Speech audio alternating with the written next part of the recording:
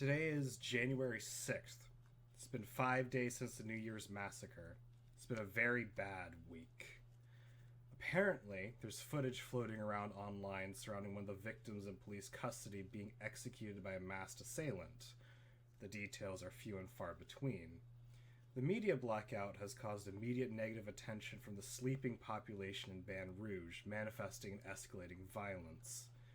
The governor has been silent after declaring a state of emergency, but there's talk of the state guard, or even the National Guard, becoming involved. Walking the streets in Louisiana is becoming dangerous. Within the morning alone, more than a dozen violent protesters have been arrested. Small arms and Molotovs seem to be the poison of choice for most of these acts of violence. There's been another murder, however, one that the public has yet to catch on to. The local authorities have mobilized to handle it. Eastern Baton Rouge Industrial Park seems to have been slaked with the stench of murder yet again. And we'll be starting from the agent's perspective. It wasn't a surprise the FBI came crawling back to you after your unfortunate mental break. Your contacts and expertise made you an asset they couldn't ignore. Given the circumstances, the deal was simple. Your mental health dossier would be expunged if you dealt with the BRPD. Turns out the Bureau has suspicions that several key figures involved in the New Year's massacre's investigation may actually have a chance of being the killer. You've been assigned a cover as the Commissioner's aide with a distant promise of future information pending. For the time being, though, your assignment is to monitor any new findings relating to the murders and report whoever seems a bit too competent or has too heavy ties to it. You will arrive at the police cordon. The flashing lights of the ambulance and police cars color the dark air with a bright neon. A quick flash of your ID is all it takes to get any jumpy officer to step aside and take a seat. It doesn't take much time at all to reach the entrance, where you're stopped by a woman in blue.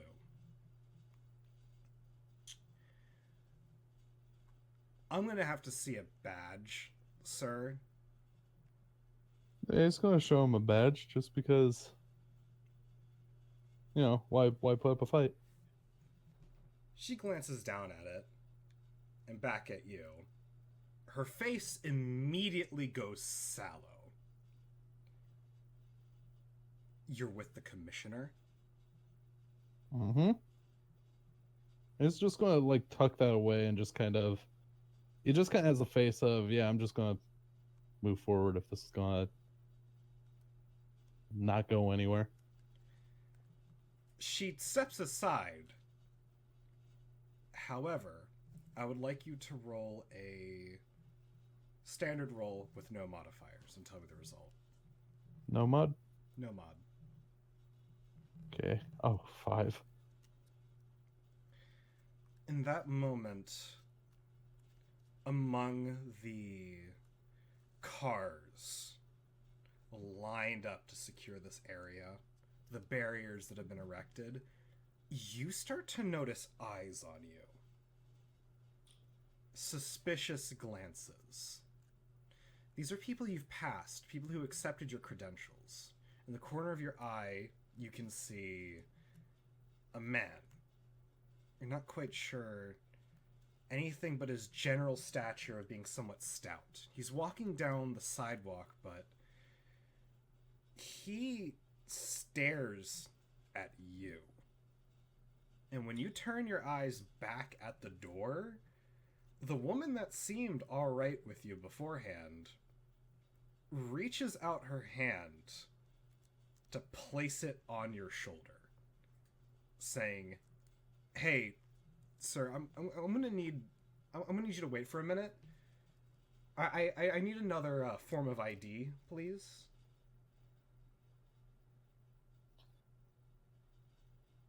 Um, that's where he's just gonna kinda he's kind of running through the okay, people are probably just jumpy or you know attempting to justify this strange behavior. He's just going to pull out his license just to see if that satiates their need. She plucks it from your hand a clear breach of personal boundaries and a clear sign of disrespect for your privacy. She holds it up to her face for a moment, and that's when you notice that her glasses look strange. They're boxy, yes, but the upper bridge is far thicker than it should be. It's far glossier. You could swear you could see a hole in it, but before any direct reaction can be taken, she hands you your license back. Now you can see the body cam on her, but you didn't... When was the last time that you've heard of someone using glass cams in a crime scene? She steps back and says, "Okay, sir, you can go on through. Sorry." He just kind of has the face of, mm-hmm, all right. Yeah, this is a thing. Just seems disinterested in her now. He's just going to move forward. He's just going to keep going through. You can't help but feel like you're being watched the entire time. Eyes are trained on your spine. Stepping inside from whatever that was outside into the waiting horror show, you can't help but feel a little bit relieved, honestly. Alright, so now that you are in the main reception area, let's introduce another character so they can get caught up with you. Alright, the Cursed. Your demon has been silent. No matter how many pints of crayfish blood you paint the canal with, it refuses to give you answers about the tragedy. Yet you're being compelled by your superiors to investigate. You find yourself arriving at the scene of the crime alongside two junior detectives. They cast shifty gazes at you. One man, one woman. Their personality difference is as stark as day, but their binding trait is the same.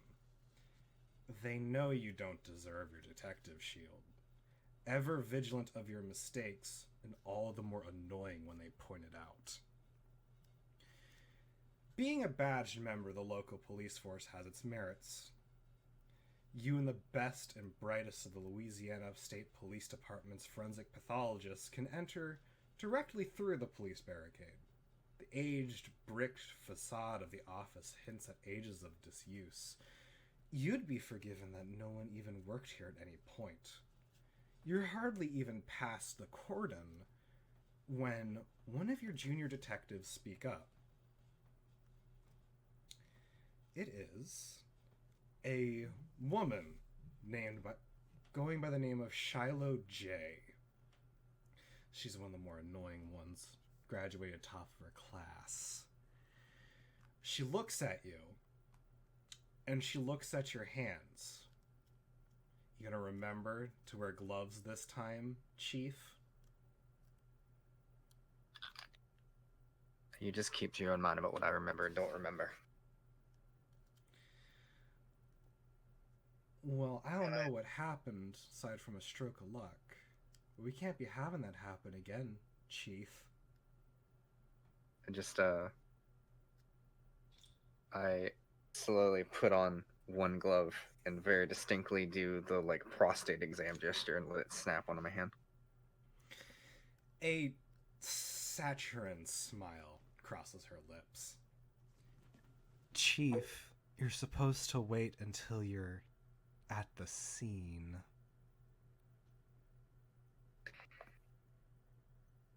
He just smiles and then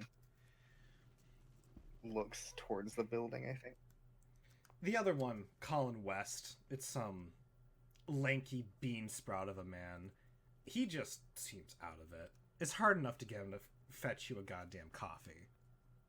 But right now, he's just out of it as you two approach the building.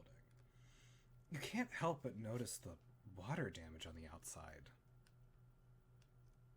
Louisiana is well below sea level. It's very humid. But you've never really seen brick look like that before.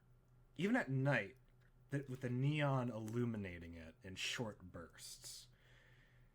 As you're passing through the main entryway into the building itself, not even stopped by the woman guarding the entrance itself, this looks remarkably disused. Have you seen anything like this before? I'm not sure. Should I make a roll? I think it's fair to say that you haven't. Okay. This looks like a condemned building. No one should be working here. This is violating several codes, you're fairly certain. Right. As you pass through, though, you get a glimpse into the crime scene. And it is something that you can tell this is going to be a long, long night. Do you do anything before you enter? I stop for just a second, and I look at Colin. He nearly So bumps just into you. Hmm? He nearly bumps into you. He wasn't expecting to stop. I put my No? shoulder out and stop him. He Before we go in blinks. here, just what's wrong with you, boy? I ain't heard a lick of smart shit out of you so far today. Well, boss, I just don't say much. I got nothing to say. I'm keeping my lips shut. I shake my head and let go, and then turn and walk towards the crime scene. As soon as you turn your back on him, he gives you the ugliest of glares. As Alright. expected. So, let's introduce the next character, shall we? The Deceiver. They took your fame. You remember what you did to secure your headline. The red mess was impossible to wash out of your designer jeans. You even had a journalist wrapped around your finger who'd report everything you'd done in grisly, clickbaity detail. It was so close. But then he was called away. Your work of art completely ignored. You arrive at the scene with your arms wrapped around a plain-faced man. Ever the man of the people, you knew how to get answers. It just cost time. Wasn't long before you're past the red tape and handed a fake press pass. The glint in his eyes tells you what would be expected of you from the boy in blue later. You're shown to the back of the building, where the police presence is weakest. Graffiti coats this side of the building, beneath a layer of what can only be described as dirt and decay. Only a handful of officers mill about the area, but their hands are on their holsters. They're awaiting backup. They're awaiting more cars to get this section secured. It's not long before someone familiar stops you. A tall officer raises his hands and says, "Hey, you can't be back here." You recognize this person, but you're not quite sure from where.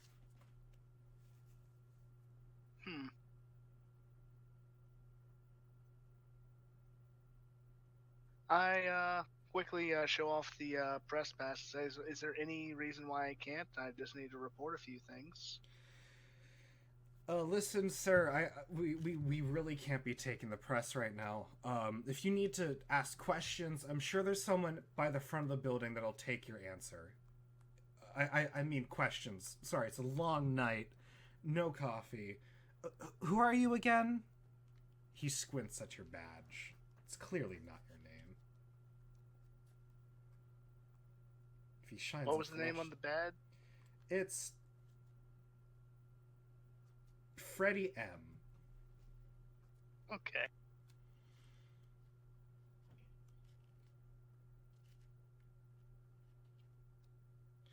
So listen, you really can't be here. I can take you to the front if you want, but you need to be behind the cordon until the investigation is complete. I mean, I can always ask you the questions here. You could, and that's when you notice it. The slight drawl in his voice, the stammering, the tripping over words. You know this man. He's paid you on several occasions.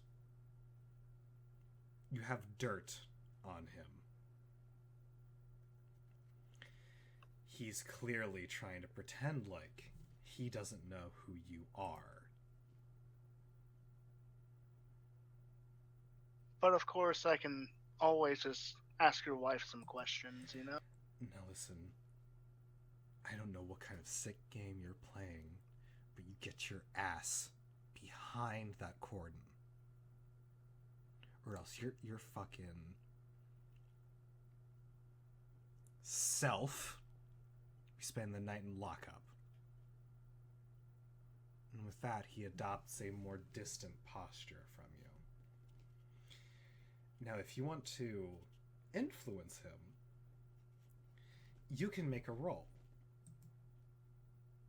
That would be charisma, correct? That would be your charisma plus 2 because you have dirt on him. I got a 15.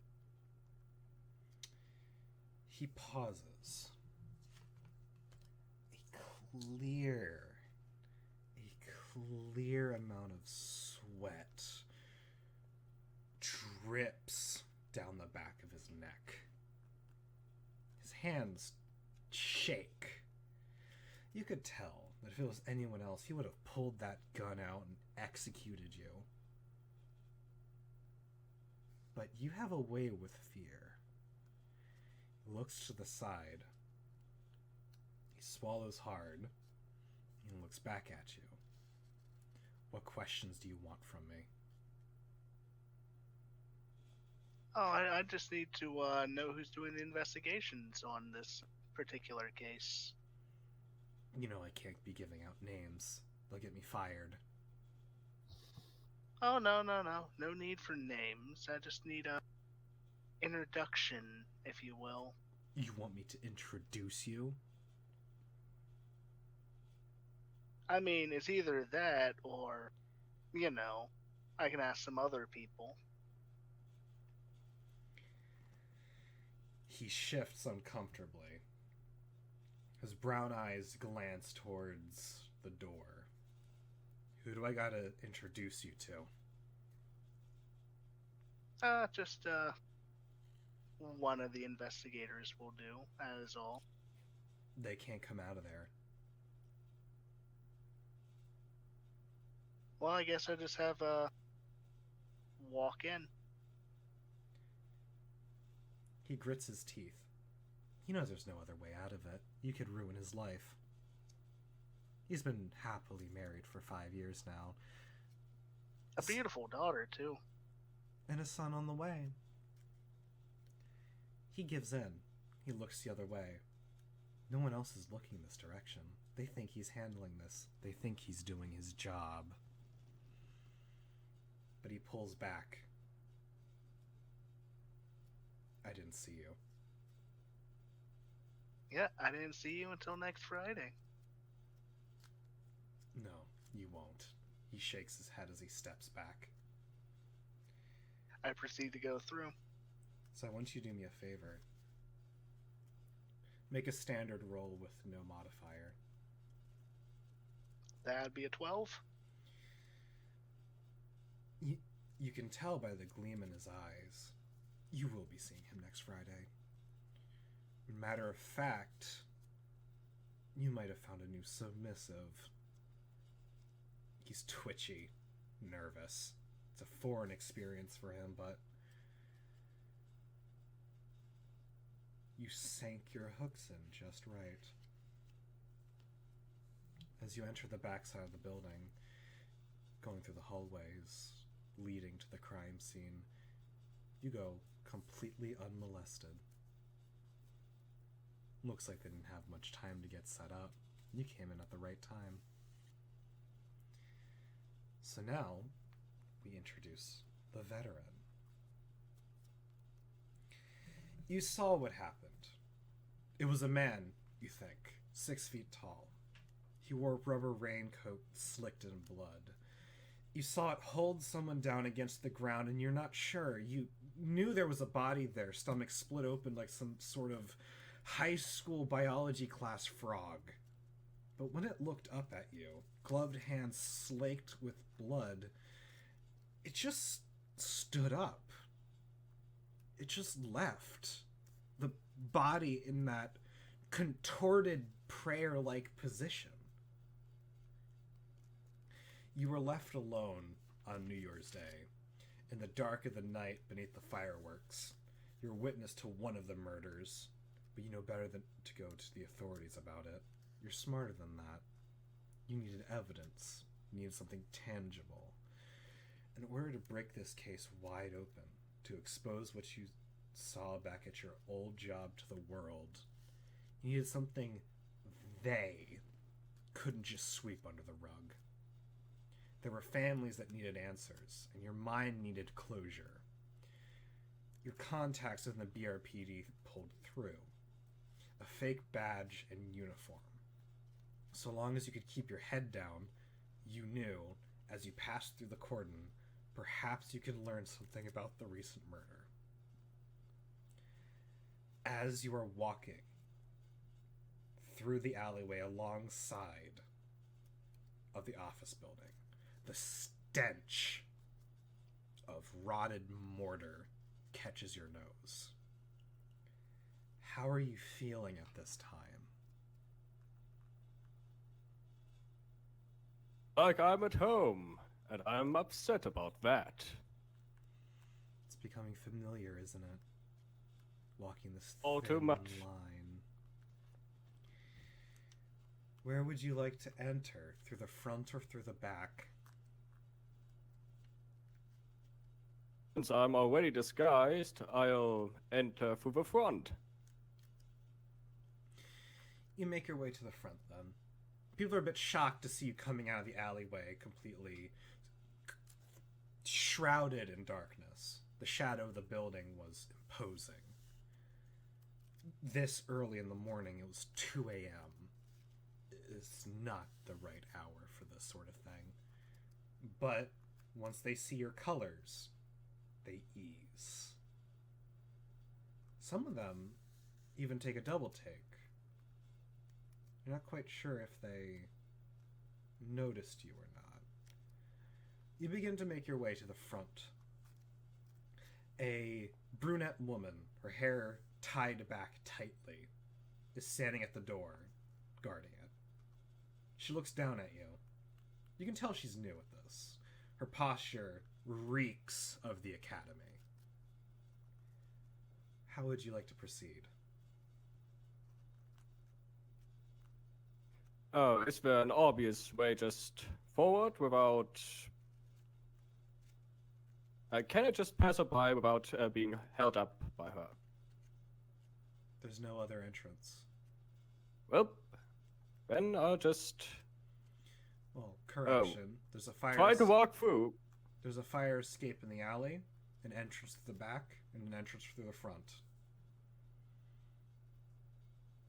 But at this point, you've caught her attention. Right, then we keep walking towards her. She, Until I try to... Go on. I try to walk through, but if she stops me, then I, of course, pay her attention. She holds her hand up. Sir, I'm gonna need to see your badge. I offer her my badge with a quick motion. I don't let her stare for too long and just take on an annoyed posture and ask that be let through. Sir, are you part of the reinforcements? You don't look like any of the faces on the roster. She holds her ground. She's not gonna move.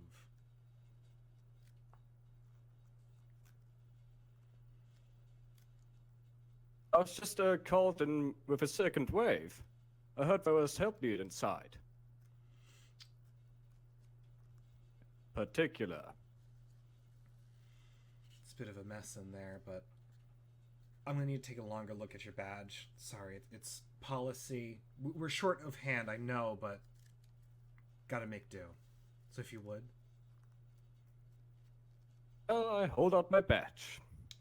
She clicks on a flashlight, and you know that if she shines it on there, that badge is not gonna hold up.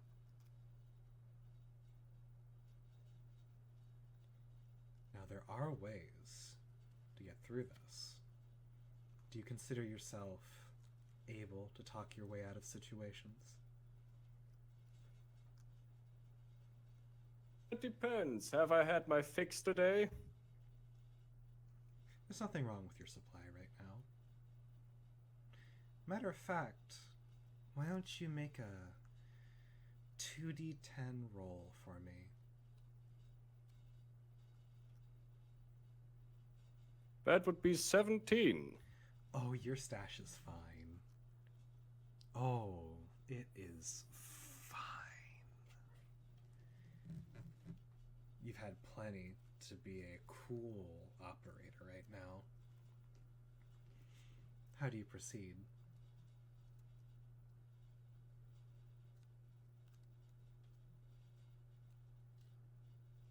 She's lifting the flashlight. Yeah. She looks stressed, given the bags beneath her eyes. She looks like she's 40, despite obviously being somewhere in her 20s. You know how easy it is to get distracted on the job, especially when you've been overworked. Would you like to distract her? What would I have available for that? It would be influence other. A charisma roll. Right. That's not all that much in my favor. I have any other measure available? Let's see. You could pull back. You could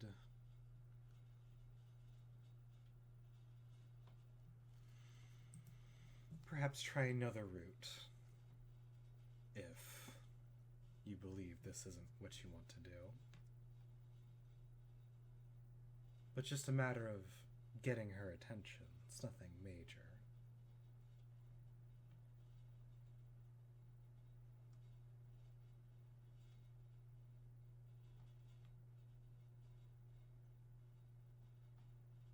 Why don't you give it a shot? What's the worst that can happen? Sure, let's go. Roll a 2d10, minus 2.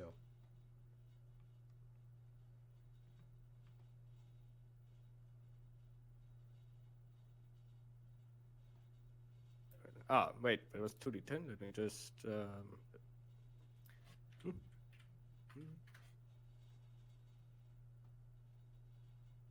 That would be 8. Considering it's a minus 2, that's not bad. Yeah, even though it's a failure. that's horrible. You get her attention right as she flashes it on it. She looks at you dead in the face. Gert? What are you doing here? She's not even paying attention to the ID now. Oh, isn't that bloody fortunate? Do I know her name? Jennifer.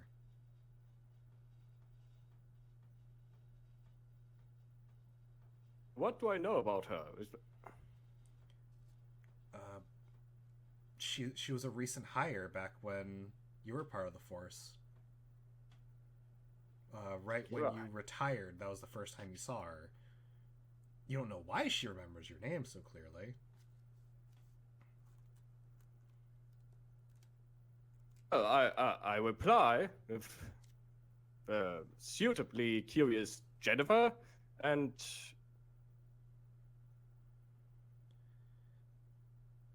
Were you transferred? We haven't seen you around in a long time. A few on the force said that you retired. Where have you been? gotten out of retirement.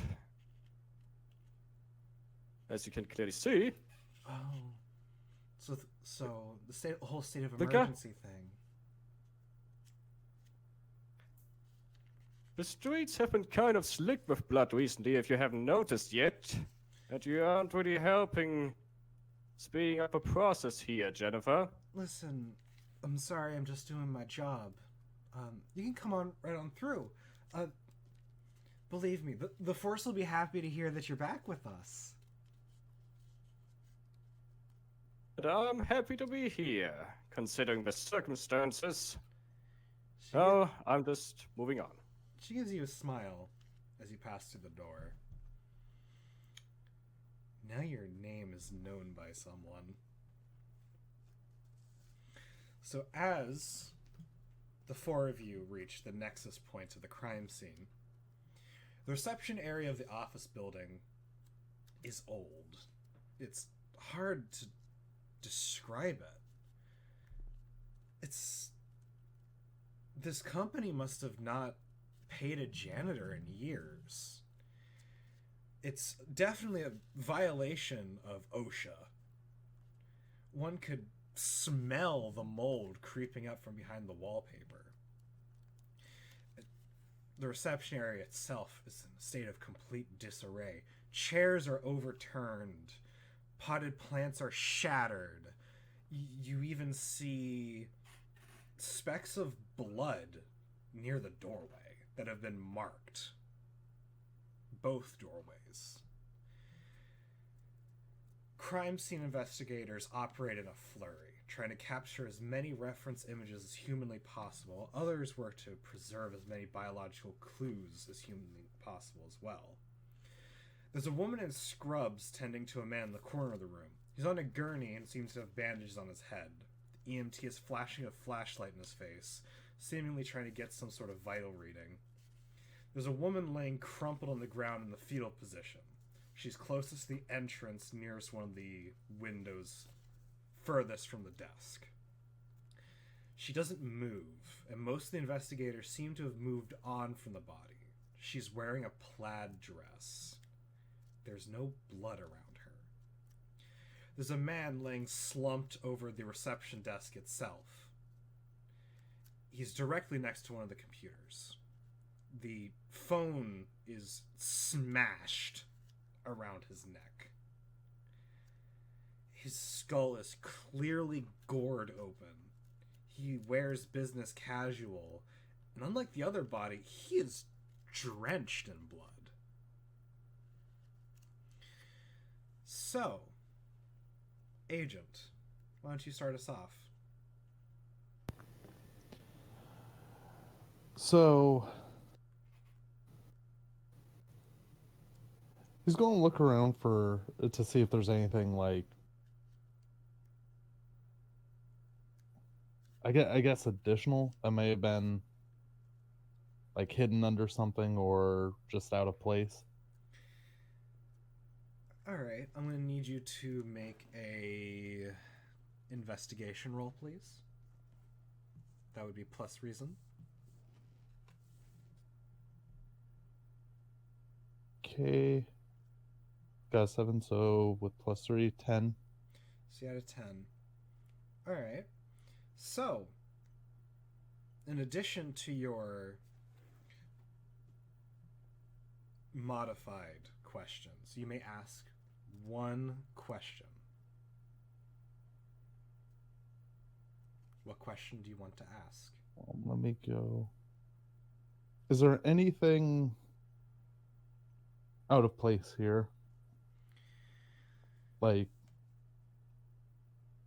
well, I guess that's generally it. Is there anything? So as you look up all the questions you have available to you, I'll describe to you the evidence that you find. You find, examining the woman that had already been moved on from, at first it looks like a cut and dry blunt force trauma case. Her neck is distended to the side, and she has clear bruising. But with a gloved hand, when you move her neck ever so slightly, you can see a rectangular shaped puncture wound at the very start of the bruise. It is very deep. She looks to have been attacked from behind. There's nothing around that's that shape. You glance around, and your eyes slowly start to trace along the carpet. Ever so slightly, there are droplets of blood leading elsewhere. But it's so faint, you might need equipment to decipher where it leads. But in your immediate area, there's nothing there that is both blunt and capable of puncturing. Matter of fact, shouldn't there be blood?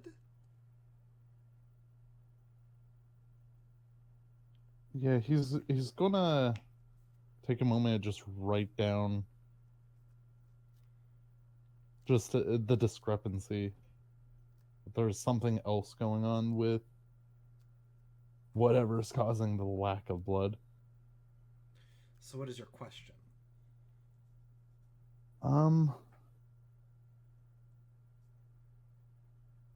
can I find out more about what I'm investigating?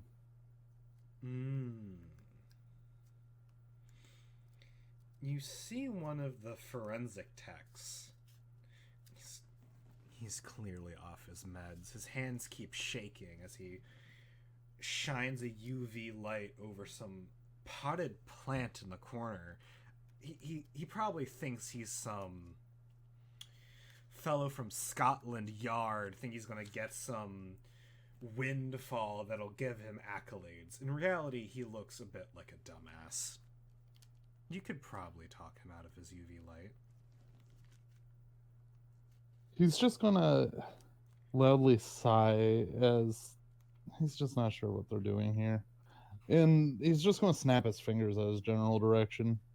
He looks up at you. Hey, mind if I borrow that? I can't just give equipment. I'm busy right now. He glances at the potted plant and realizes how dumb he looks. You never know where evidence, could end up. Yeah, I just don't want to get in trouble with my boss. I mean, here's the thing. This isn't my first whole rodeo with the, borrowing equipment. And worst case scenario, the hammer of authority would come down on me. It's happened before, but I tend to hand wave it off.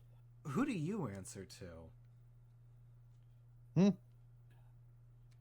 Oh, Commissioner. He goes pale. He doesn't say anything. It is just audible silence from him. He silently raises the UV light towards you. Is it for me to take, or is he like pointing the light at me? Both. Oh. He just raised it. Some people get stunned by authority. He's gonna take the light from him if he lets him. And you're able, and you begin to trace the blood spatter. Alright. So, the Cursed. You've entered to see a man tracing what could only be guessed as blood splatter patterns across the floor. He stands out because he seems to be on a task. Within the room, there are two bodies. The female corpse in which he is tracking the blood from, a male corpse that is coated in blood in the reception desk that most of the investigators are crowding around, and a wounded man on a gurney being tended to.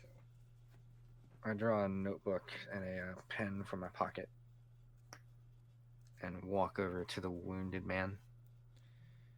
I would just like do a general note down of his features as I do. He's a man in his middle to late 20s. He has a shaved head but not a bald one. He looks Hispanic in descent. He has bandages over his head like he had been beaten. Yet he looks very lucid. He's propped upright on the gurney as the EMT clicks off the flashlight, glancing up to you. Is this man available to answer a few questions for just a moment? He seems fine to me. She steps back. Hands off this woman. I sort of watch her as she goes away.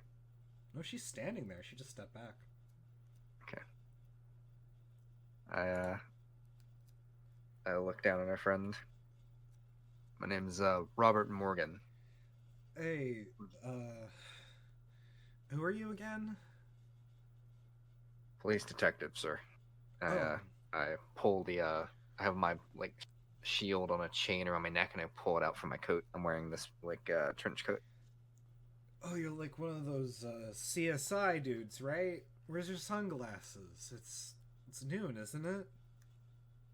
In the car, sir. Now, if you don't mind, I assume that you've been through a lot. Could you tell me what happened today? Oh no, I was clocking out, I think, and I just walked in here and I felt like my eyes were about to burst out of my head and I hit the ground. I don't know what happened. All right. How about we start at a different place? What's your name, sir?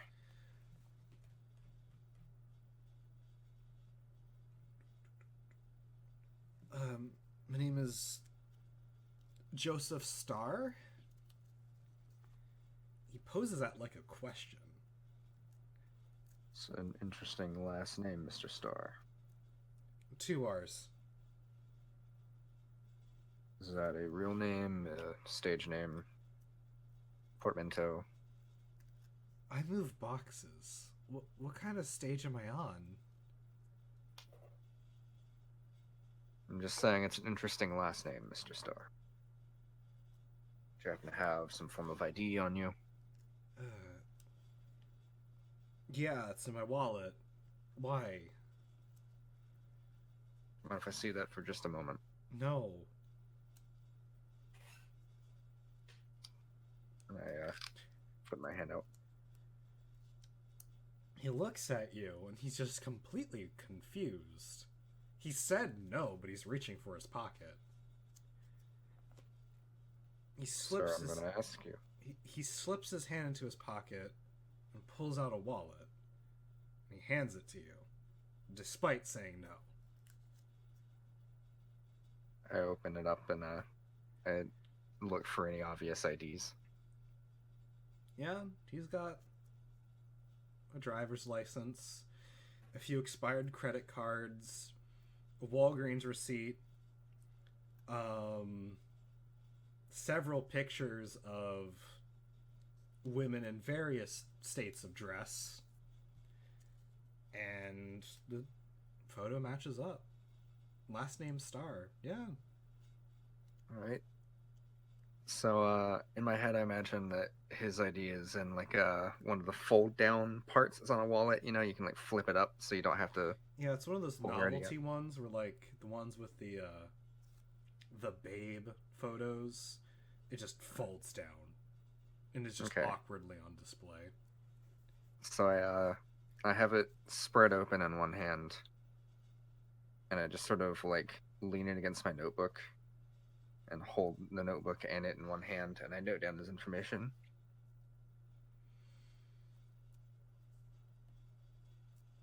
Like any middle names or home address, anything like that. I note that down. He tells you his home address. Yeah. He lives in a lower class neighborhood. Nothing too bad. He just seems like a normal guy working an honest life at this point, honestly. He squints his eyes for a moment. When he reaches back to his head, he lets out a little hiss as he tries to put pressure on it. You be careful, Mr. Star. We don't know exactly what's wrong with you. No. I got hit in the back of the head with something. That's what she told me. He points at the EMT. Interesting. I see. She glances at you and says, "Yeah, that's what it looks like. Maybe with like a baseball bat or a plank." Plank, huh? So we might be dealing with some real like backroom brawl style, huh? I don't get paid to answer that. Don't you have a forensics team here for that? Just sort of shake my head. She's just staring at you. I look back down at Joseph. I close his wallet and I make sure everything is like folded back the way I got it, and I offer it back to him. I wait until he has it like tucked away, if he's gonna tuck it away, before I speak again. He just kind of puts it on his chest. Now, Mr. Starr, you said so you were clocking out. All of a sudden, you just see stars. Yeah, it wasn't from outside. We have to. We have ID cards to get in and out. Any recent firings? Did you lose a coworker? Deborah's. She gets on a lot of people's bad side, but I haven't done nothing. Not you necessarily, but did the company let anyone go recently? Someone that would want revenge, perhaps? You'd have to talk about Deborah. She should be. Go down the hallway, just past the boiler room. There's you'll see her office there. She's HR. She handles that. And then note that information down. Thank you, Mr. Starr. I will be in touch with you again should I need to. Yeah. Okay. And he kind of turns to the side. Then I go to the guy I don't recognize with the light. Okay, so you're trailing behind him? I'm not necessarily trailing behind him. So I can kind of see the That's like the lane agent. he's going down. Yeah.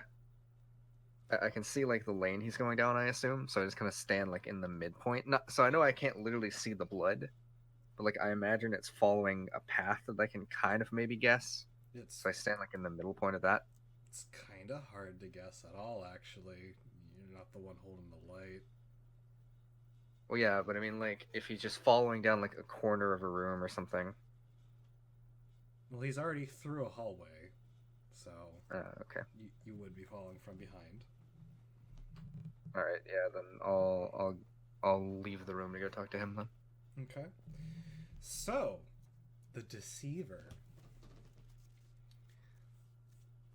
It's a sausage fest in here. You see 2 people dead. Honestly, you've done better. This is amateur hour. You see... What's more interesting, though, is how much decay the inside of this place has experienced. It almost reminds you of when the veil gets just thin enough. When you're experiencing transcendence just so close that you can see things start to phase. While everyone's huddling around the bodies and they're taking evidence, you are left alone. What would you like to do? I begin to take notes on the not the bodies, but the people doing the investigation. Take little physical notes, certain characteristics that are easy to follow. So you see quite a few. You're even able to get their names just by glancing at their badges. The first one you encounter is Officer Dominic Smith. He smiles too much. Never takes off his gloves. Insists on shaking hands with anyone he meets, which might be a forensics nightmare. He looks fine, but his frankly really bad toupee ages him 20 years. Then you see Officer Charlie Adams. He's patrolling just the general interior. He looks a little bit twitchy. He's almost expecting something bad to happen. You'd have to guess. Why else would he put his hand on his holster when surrounded by other officers? And finally, you see a woman peek her head in. Officer Jennifer Cooper. Now, when you start taking notes on her, she glances up at you, and she is immediately suspicious of you. She steps through the door, and she flashes her badge. Sir, you can't be here. I'm gonna have to ask you to leave. I'm currently in the middle of writing something, and I look up like, huh? What? What was that? Sir, you need to leave. This is a police investigation. Oh, yes, I'm quite aware. Do you have ID?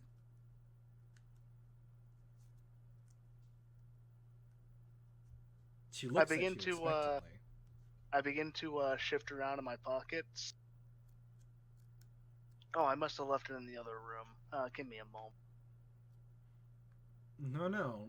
We can send an officer to do that for you. What are you doing here? Oh, you know, same as y'all, investigating the crime scene. And you lost your badge, and you're in plain clothes. I don't know who you're trying to play here, but this isn't a game. I mean, I'm quite aware it's not a game. I mean, there are 3 people murdered in this very room, it seems like, or, well, one seems to be close to being murdered. She glances towards the gurney. Listen, I can't have you here. You need to leave. I don't know if you're writing this for a blog, but this is not the time and place for this. You notice that she rests her hand on her holster.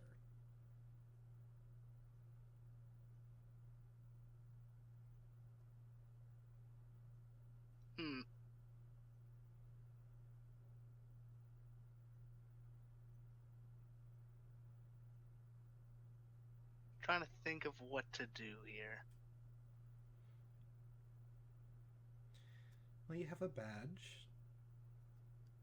You also have your natural charisma, if you wish to try the dice.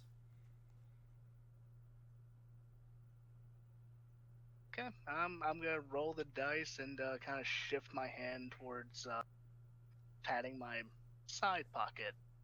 That just so happened to have the badge in it. Okay, so you're rolling. I got a 12. Oh, my mistake. It's right here. She plucks it. She looks up at it, and she tilts her head to the side. She squints at you. She lets out a sigh. And she presses it back towards you. I take it gently. I don't know who you're here to talk to, but you're going to wait until the detectives have investigated. Now you can stay in here, take pictures, but you cannot cross this line.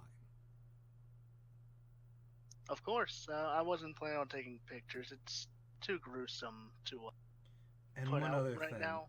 she holds out her hand. If you want to stay, I'll be expecting something. Oh, of course. She stares at you blankly.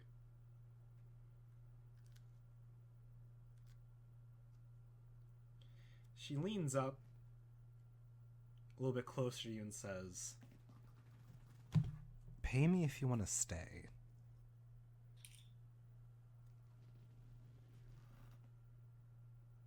I lean forward slightly.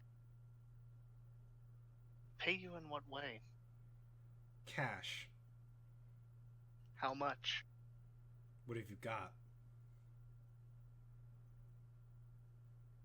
I fish for a wallet real quick. How much do I got?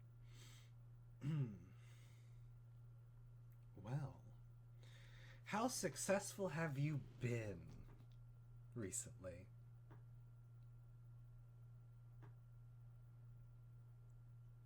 Has it been Well, a dry spell?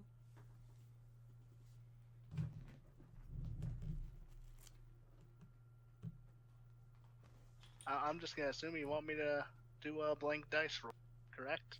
No, No? I'm asking how successful Ah, have you been? I mean, I had that very nice time with that nice young man who just so happened to get sprayed everywhere.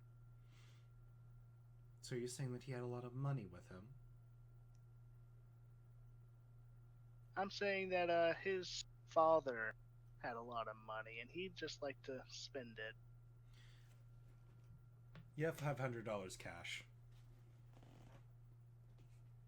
I take out 200 to see if that would be enough. She looks down at your wallet. She looks back up at you. You put the money in her hand, but it's still offered. You want put the another story, 3. don't you? I put the other 3. She nods her head, flicks through it, tucks it away in her breast pocket, and she looks away from you. Put in something good about what happened here. I've had enough of these hit pieces on us. No worries, I promise I'll put y'all in a brilliant light. It seems like y'all are working very hard on this investigation too. She does not acknowledge your existence now. I began continuing my work on writing down details of the investigators, especially that nice woman. You get a very good overall description written down. She has very distinct features. Brunette, African American, mid to early 20s, average stature, pear-shaped build. You've gotten very good at describing people with your trade. But you start to notice that some officers are going deeper into the building, most notably where none have gone yet.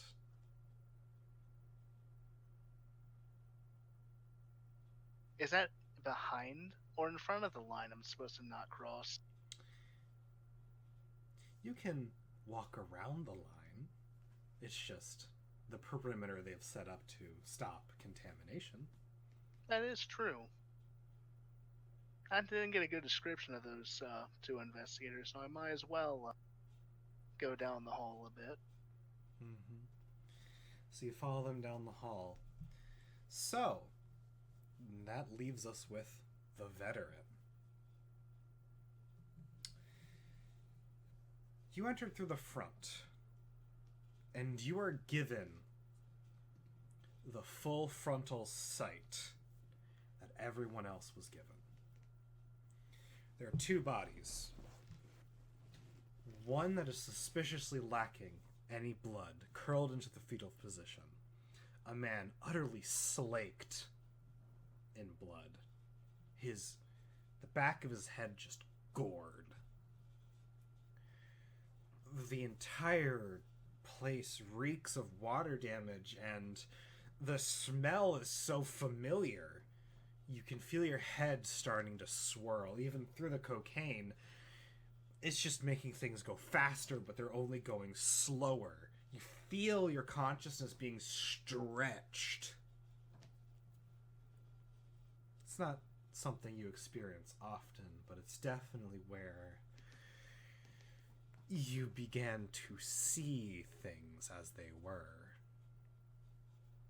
How do you react to your senses being so touched? I try to contain myself. Try not to let the other officers see my dilated eyes and all the signs that point to me being coked up to hell and back. Then I begin to search for signs of the occult. And besides that, treating this as just another normal crime scene. No. I am specifically searching... Huh? No, this isn't normal. You can tell that just by stepping in. Your body's screaming at you to stop.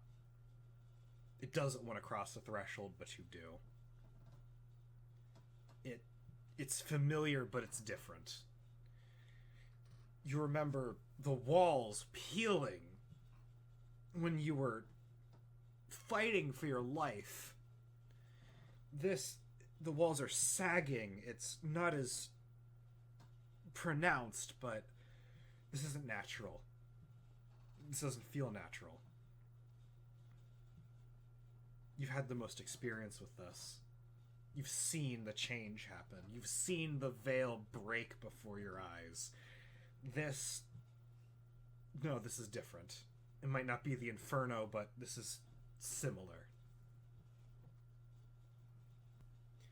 Do you want to investigate further for more evidence of the occult here? Yes. Then That's why I'm here. I would like you to roll investigate, please. That would be plus reason. It's +0 then. And it's a 1. A 1? A 1.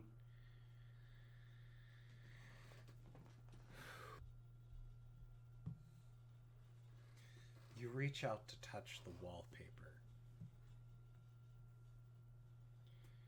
Your fingertips press against it, and it sloughs off like mottled, rotted flesh. You feel your skin crawl. Your mind is being stretched. You're reminded of how it flaked off in crisps where you came from. It was disgusting, but this is vile. It doesn't burn the same. It's cool, it's damp to the touch. The air is humid.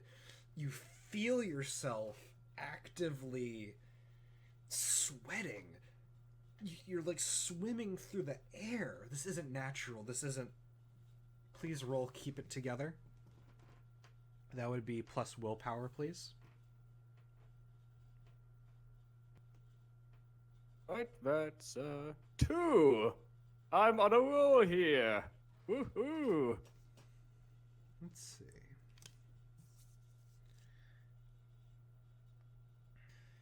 You freeze in place for what you could only determine to be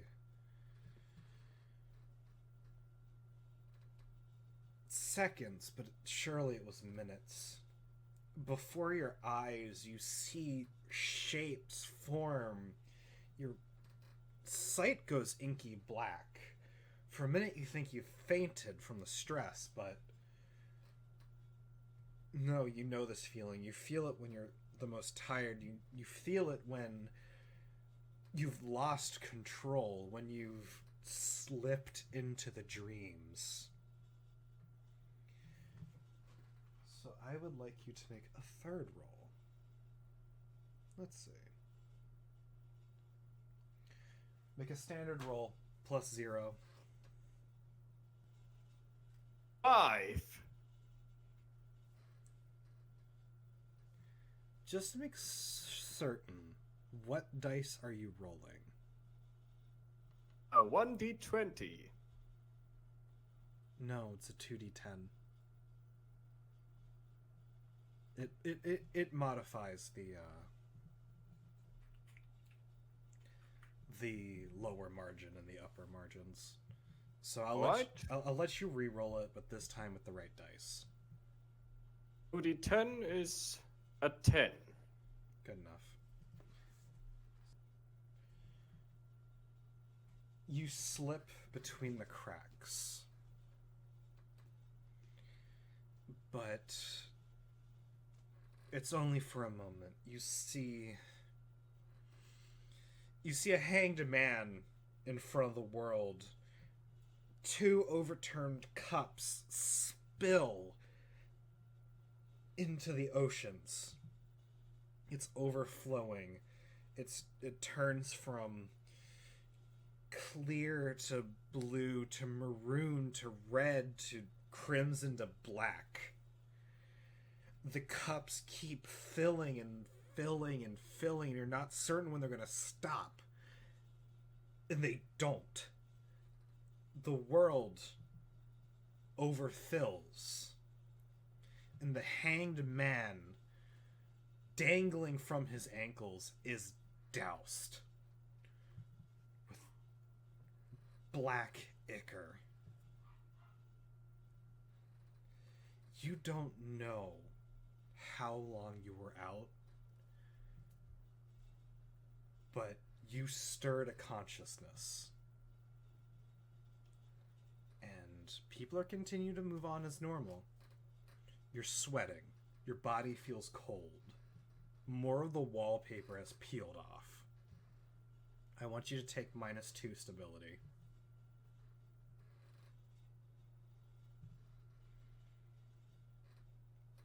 This place, nothing about it is normal. Nothing. Only thing normal here is the people trying to do their jobs, but you know from experience, some of them aren't people. And it starts to grip you.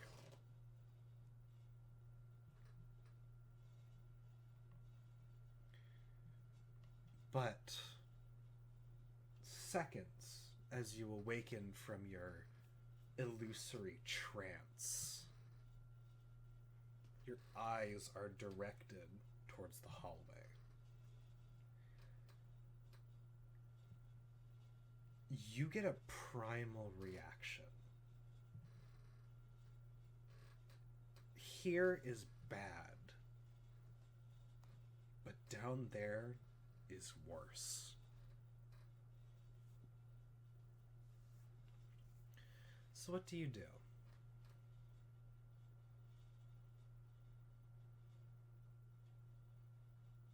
Can I tell for certain who around me is not human? No. You can roll to see through the illusion, but that's a soul check. Oh, you say. I would like to roll that. Your mind is a bit strained at the moment. Perhaps it would have been best to open with that. But the worst case scenario just happened to your mind. Right, okay.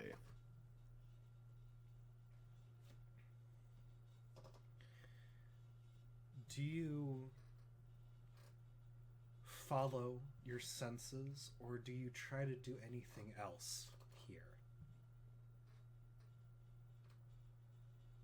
What other officers are currently in my sight? You see Anyone I know? mostly fresh blood, honestly. But you do see... Is that Colin? Colin West? You knew his dad. He's standing there taking notes alongside a young woman. They're casting annoyed glances down the hallway, but they're listening to the forensics techs speak technobabble to them. That kid wasn't going in to be a police officer. He wanted to be a detective. And he's fairly young.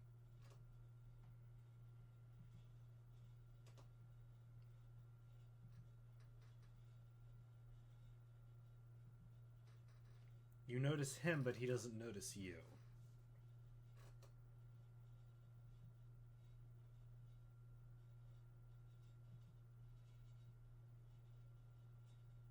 I approach him and ask him how he's doing, for starters.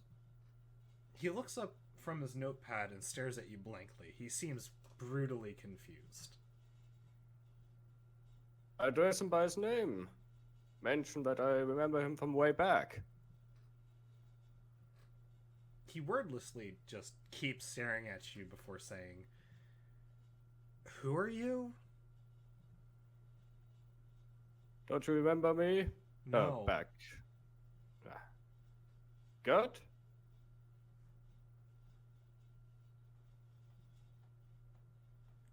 What kind of name is Gert? What are you doing here? I was called up with a cleanup. Cleanup for what?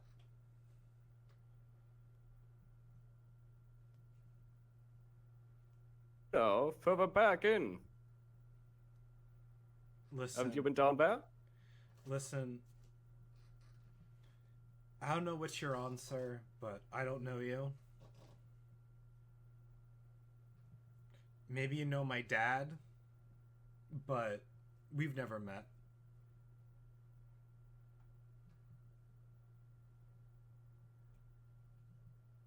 Right, never mind then. Sorry about that. Just took you for someone else. He casts a sidelong glance at you, though. It's like he's trying to remember who you are. But again, you know his father better than you know him. When you saw him, he was just a kid.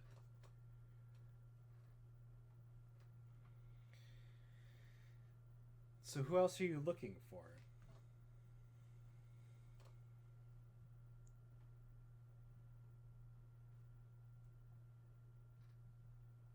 There's no other way. I'll go down further into the building, where my senses tell me all the danger lurks. So you follow the group. Yeah. So, going further down the hallway, the agent will begin to notice that a man is following him. The cursed will begin to notice that another man is following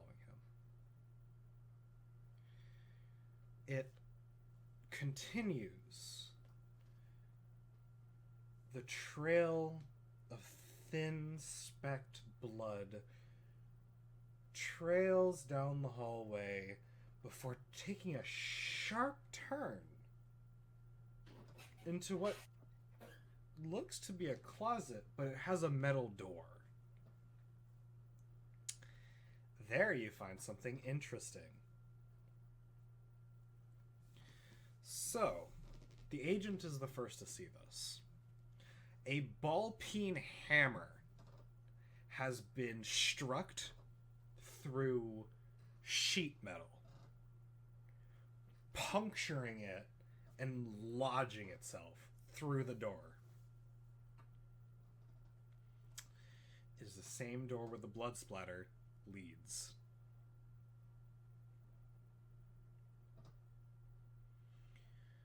So, upon this finding, what do you do?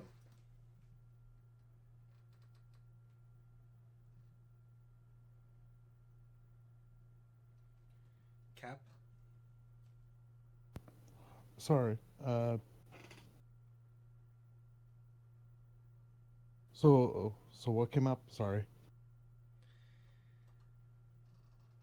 The trail of blood led to a sheet steel door. Well, sheet metal, rather. And upon it is lodged a ball-peen hammer, struck through it and lodged to the handle. The metal bits clearly warped. Would that fit the description of the tool used from earlier, or Well, because it doesn't seem like the case, but tool used from earlier? well, on the person, just in case of like the warping being that severe. Well, you don't see the actual head of it. Oh, All you see is that it is just lodged into the door and bent.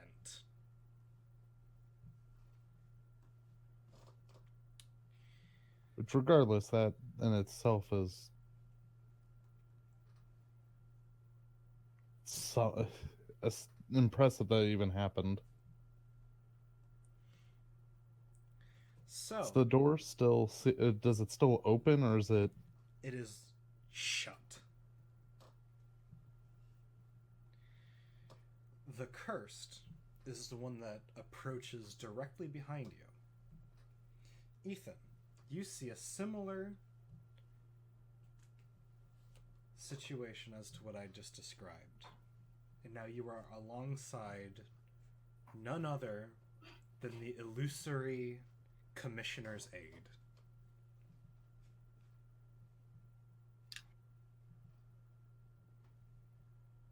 I look at the hammer first, and I look at him. Looks like you made a pretty good find there. Yeah, doesn't really answer too much, but something. It's just gonna turn off the light and set it aside. There wasn't like a trail that forked off like somewhere else, right? It was a trail that led directly here. Okay. Matter of fact, how no one managed to discover this was a bit strange.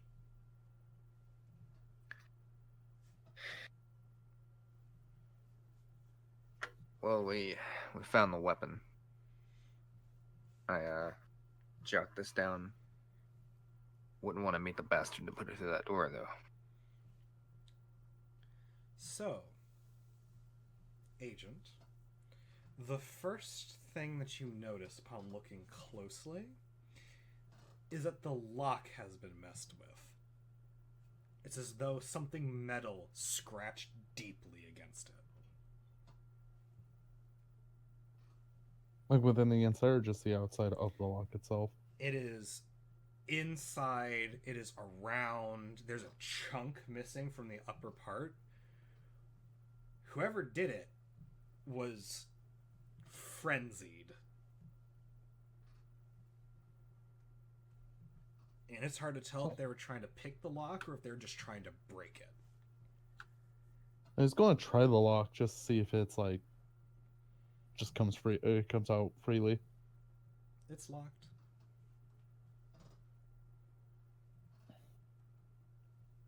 So they wanted through, but door didn't budge. Well, they nods to the hole in it. This deceiver and veteran is when a door busts open as soon as you pass it. Excuse me, I've been waiting for 2 hours for someone to talk to.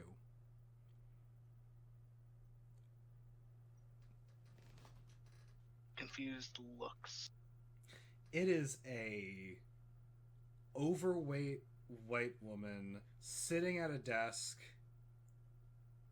Not sitting at a desk, but rather standing in the doorway. Arm holding the door open. She has an angular cut bob that could cut a neck. I was told someone would be talking to me. Is that you folk?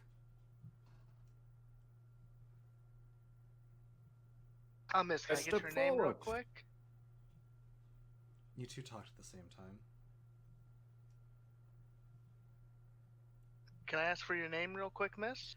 My name is Deborah Langley. I work HR. You'd think you folk would be better at your job. No wonder people are rioting.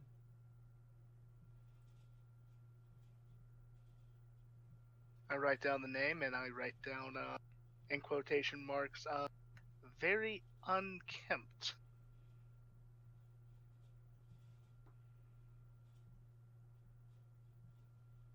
So you just gonna stand there? You're not gonna ask me questions? Excuse me, I'm a victim here. Yes, of course. Do you know what happened to make the walls, when was the last time you had a janitor here? She looks offended. We contract an outside company to handle this. This is new. And I don't know what kind of diseases y'all are bringing in here, but it wasn't looking as bad as this. Interesting. She motions inside. Are y'all just gonna sit there? Come on. You know what? I'm gonna walk in. She literally looks like the stereotypical Caucasian woman with, like, the wings beneath her biceps. She is in a huff. You can already tell this woman writes all of her emails in caps lock.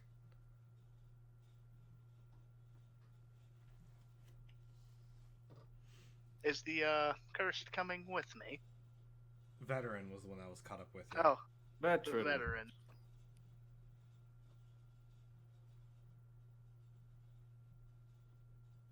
I don't really have anything to gain from her. Are you gonna start walking away from her? Is there anything about her that could lead me further towards the illusion? The illusion's all Or around you. is the... yeah. But she is... She stares at you expectantly. Right, I'll just leave her in the care of this fine fellow right here while I walk further down the hallway. Excuse Excuse me. Do not walk away from me when I'm talking to you. That is dereliction of duty. I cannot believe the incompetence of the local PD. Where did they train y'all? Are you going to stop when she starts berating you? No, I'm not. She already has company. She commits your face to memory. You can tell that by the silent stare she gives you. So, Deceiver, you are now in a room with a woman that literally smells like mothballs. I've been with worse. I just cannot believe what happened. Jessica told me there was something on the camera, but I called security. The tapes don't show anything. But who knows, at this point, with how slow y'all are taking it, might have been wiped. Do you have any external drives for the tapes? The IT department handles that. I'm not supposed to be thinking about this. All right. Who is your IT head? He's gone. He took vacation. We're outsourcing. I see. Which company are you outsourcing to? Alumni Tech, I think it was. All right. She sits down in her gigantic leather chair. It squeaks annoyingly as she does so. I try to keep a nice face about this. And what's your name? Are you with the police? You ain't in blue. Oh, I'm Freddy. I'm a private investigator working with the police on this investigation. Oh, thank goodness. Someone might actually be making progress. Oh, you'd think once things start going down east, they'd start bringing in more police units, but guess not. Bless their hearts, they're trying, but they are not succeeding. Yes, they are really trying up there. It is quite a mess up there. When did you arrive at the scene? I've been here. I've been working doubles for a while now. You can tell by the way she's sitting that she probably doesn't get off her ass. Of course. So are you saying that you were here for the events that happened? Yeah, I was. No one's questioned me about it, even though I said I didn't see anything. That's still pretty that's still real spooky. Alright, well, was there anything odd about the building? Was there any weird noises, any feelings in the air? Temperature change, perhaps? Are you saying there might be ghosts around here? Because No. I'm no, an no, honest I'm Christian. She produces the most gaudy cross necklace you have ever seen in your life. I'm a devout Christian. Oh, no. I'm just seeing if anyone messed with the boiler or tried to do anything funny with air conditioning or anything. Well, Because anything could have happened with the electronics. I don't know about any of that, but I can tell you that Corey, now he's a queer sort of person. Bless his heart, he tries, and she goes on and on and on and on. So, moving on to the veteran, the agent, and the cursed. The door has been very much messed with. You wager that with all the scratches on the lock and with all the marks and dents on it, someone tried to bust their way through with just a hammer. And it's somewhat hard to know what's scarier, the fact that they tried, the fact they thought it'd work, or the fact that it almost worked. How do you continue?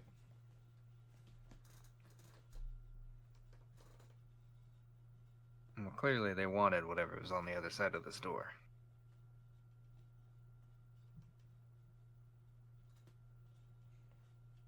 Or at least a way out. But the question is, who? Well, you can see from how the hammer is positioned within the door, it is lodged from the outside. They weren't busting at it with the handle, they were busting at it with the hammerhead. They were trying to get in. So the door itself is locked. What move would I need to try to, like, pick it? Or to just open it somehow? That would be act under pressure. But you do not have lockpicks. Yeah, I was gonna say.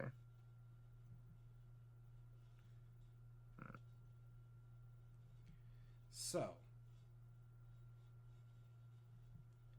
is there anything you would like to do with this door? Agent? If we can't.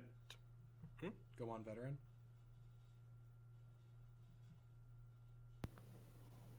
For now, I just entered the room and saw these two fiddling at the door, basically. Yes. Keep watching them for a little longer. If I make no progress, I will just offer that we bust it down. So, Agent and Cursed, a man in police blues just offered to bust down the door. I'm gonna turn around, squint between the two, and I'm assuming that that recognizing them, like there's probably going to be some like, oh, Yes. you know, We know each other. Oh, yeah. wait. I know both of you. Yeah. Paul better than Robert, but Robert, I know that he has the Inferno on him, and I'm trying to help him. Morgan is an old friend of mine. Paul is an old friend of mine.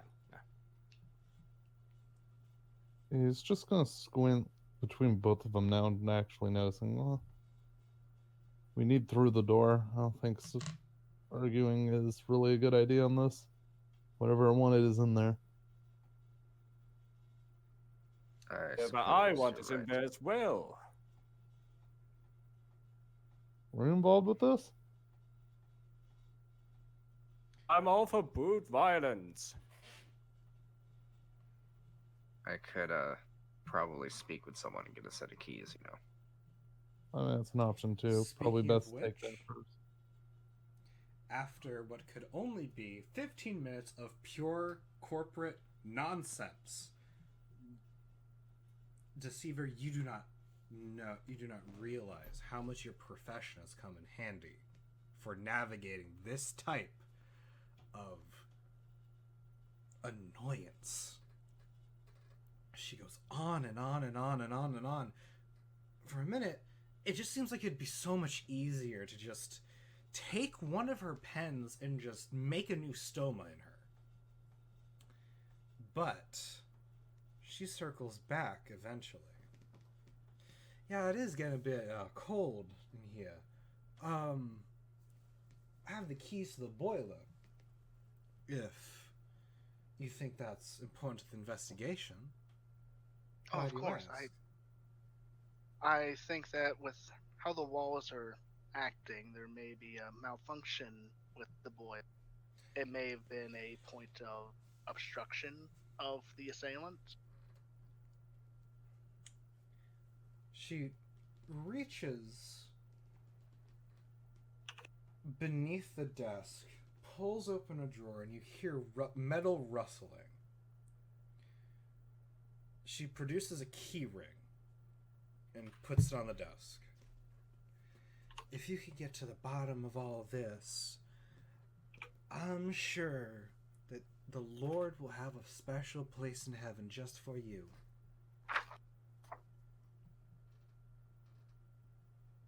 I thank her, and I noticed that she kind of teared up a bit because she was talking so much. So I hand her a tissue.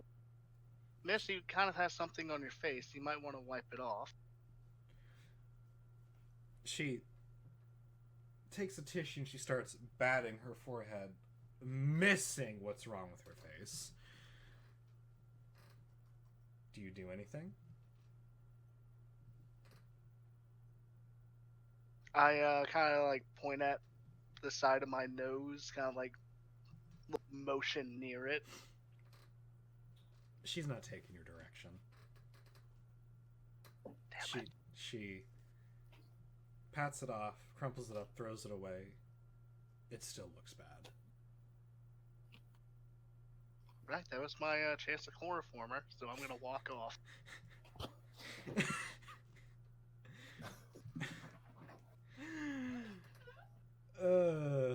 I mean, if you want to roll, Which roll? why do you want to chloroform her? So that she could shut up. She did that on her own.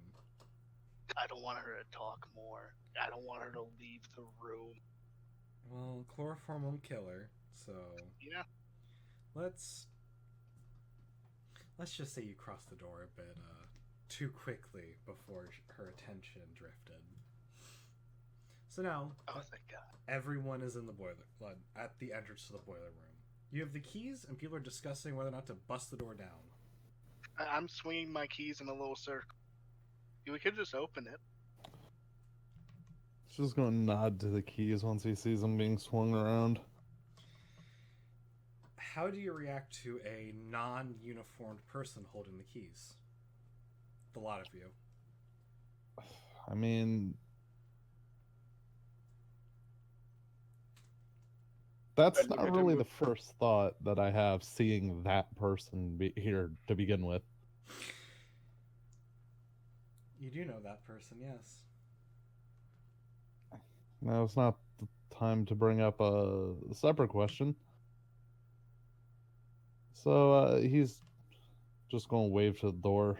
He's not going to get into a whole bureaucracy argument.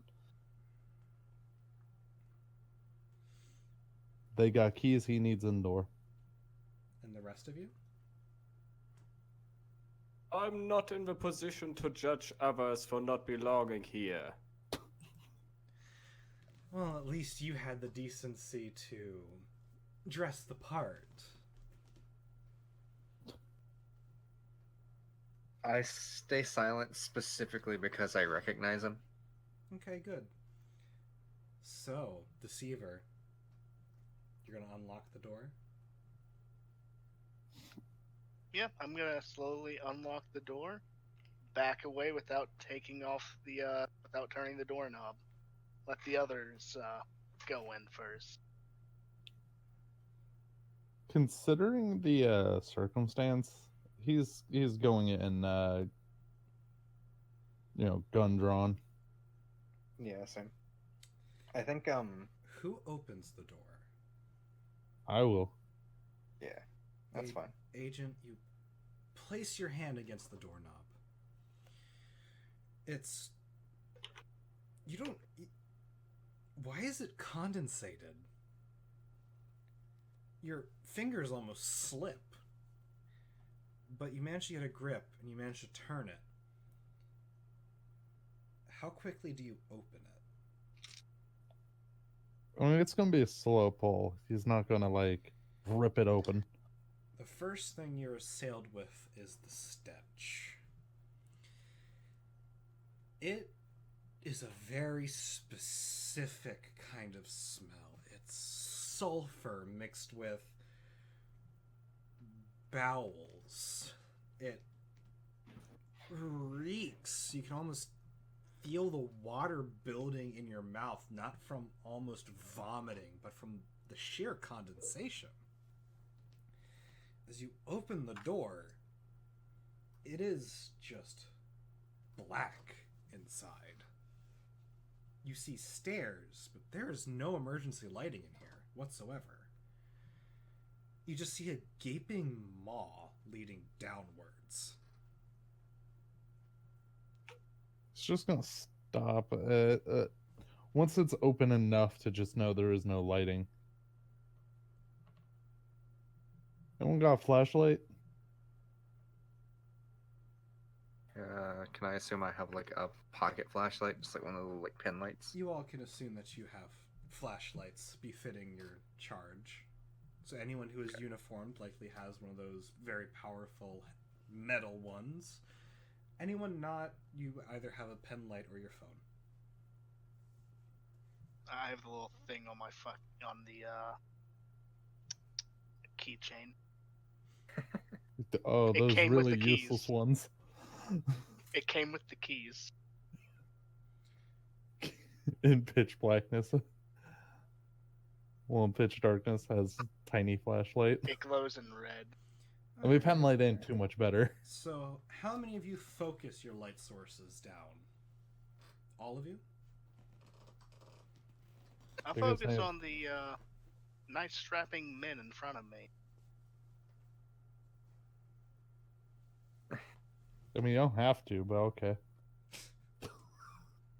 I think I like scan around the room first, just to sort of see. So, glancing further down, there's water down there. It looks as though it's been flooded, as though it's some sort of basement. You don't see any signs of machinery or anything, you just see water.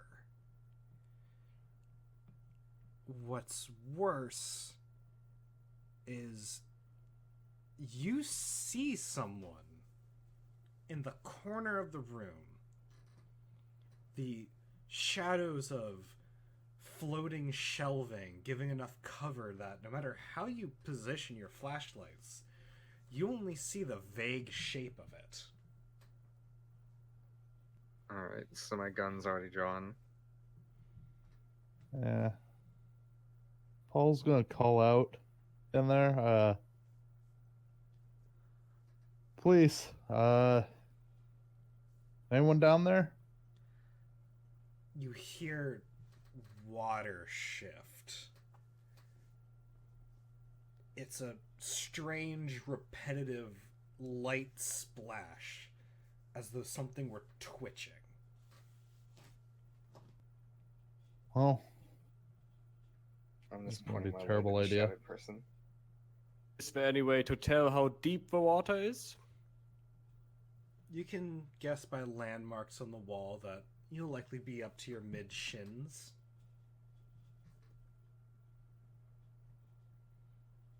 I'm gonna start to move down. And do we have something to throw into the water? Do you? Anyone got a disposable item? I tossed the boiler room keys down. The door's already open. And with Can we tear the hammer out of the door and throw that? I just drop like a coin or something down there. the A coin and coin the would- keys go into the water, and nothing really changes. You just hear a plop. So Paul's immediately just gonna like turn around and just stare at Francis. The keys? They were only to the boiler room and it's open. I Could I mean, have an yes. electric problem down there and metal would spark it. mean, considering there's a figure, I kind of took that as a sign. You have probably heard some additional sounds if or sparking. Well, twitching does come from electricity now, doesn't it? I meant more of electrical sounds. I'm also not an expert.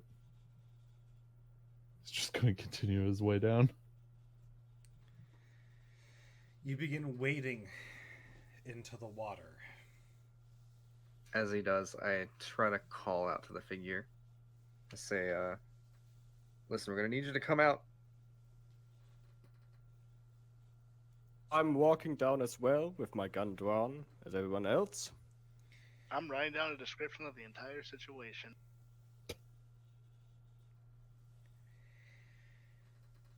As you guys get deeper and deeper within the boiler room, you begin to realize that this place has been stripped clean.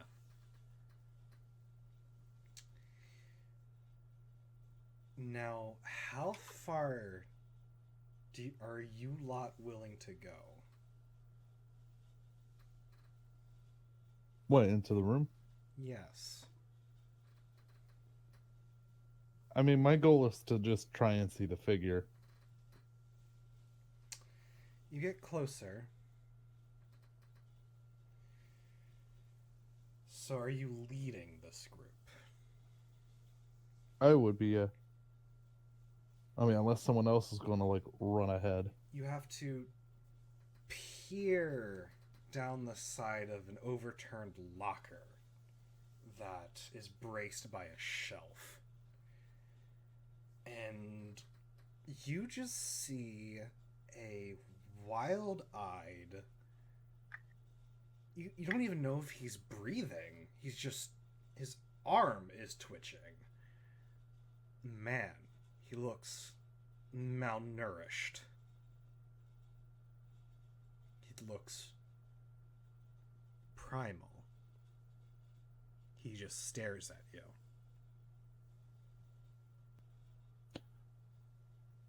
He's going to repeat. Please. He leans back, and you slowly begin to see him descend into the water. So I is don't this think is this a repeat of what he's seen before, or is this more something a He's bit different? he's staring at you. His body should not be moving down. If he was sliding down, he would angle his spine. He is just sinking.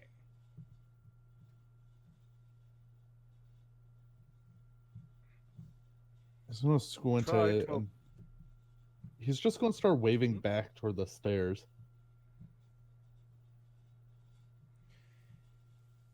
He stares at you, Cap. It's not long before his torso is taken beneath the waves until all you can see is his head. He's going to continue to wave the group back toward the stairs. Does the group follow?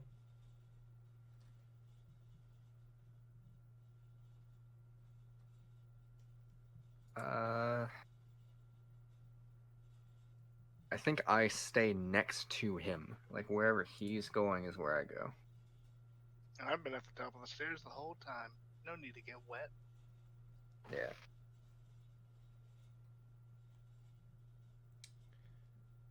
So I'm not going to like stay directly next to him. Maybe like a step behind. I've been beside him. Beside who? Beside Paul. Okay. Right. So the group finally sees the body dip beneath the surface. It's gone now.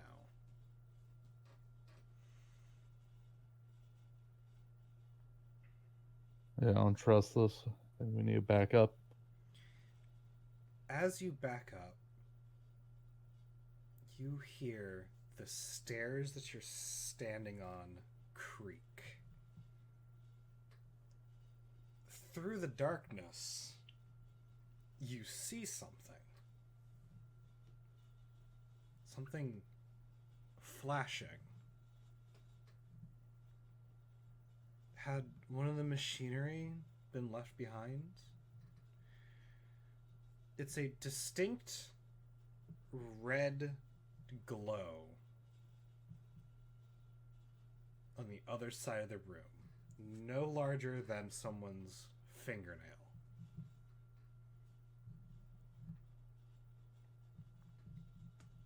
Does anyone shine their light on it? I am. You see a rectangular shape duct taped to the wall. It has a glossy finish to it. Attached to it is wiring.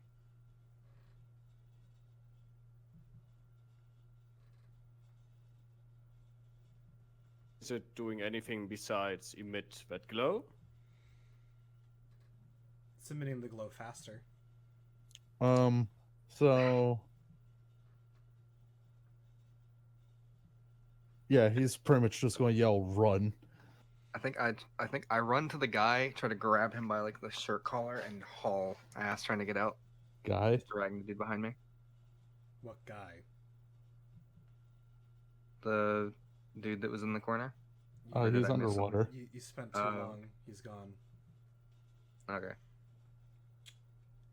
I take my Good few friend. steps backwards because I was only a few steps down the stairwell. You're blinded for a moment. Your bodies work on overdrive. They work as though you aren't controlling them. Time seems to slow. But you're not sure if you were fast enough.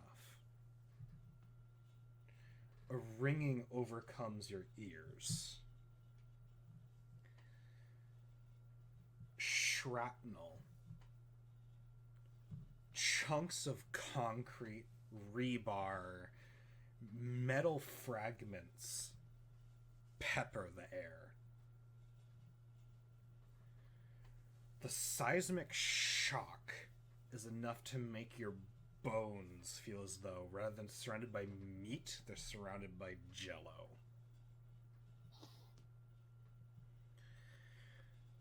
Who was the furthest in? It would have been me.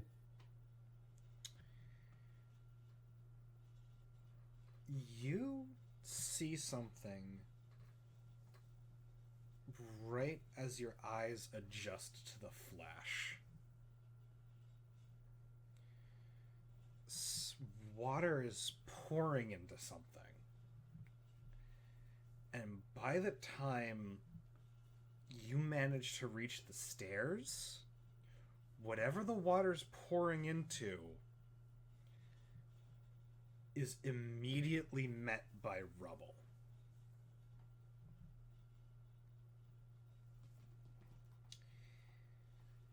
What happens next within the coming hours is a blur.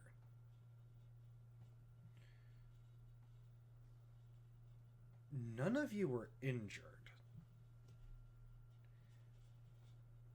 but people were very quick to get you off the scene.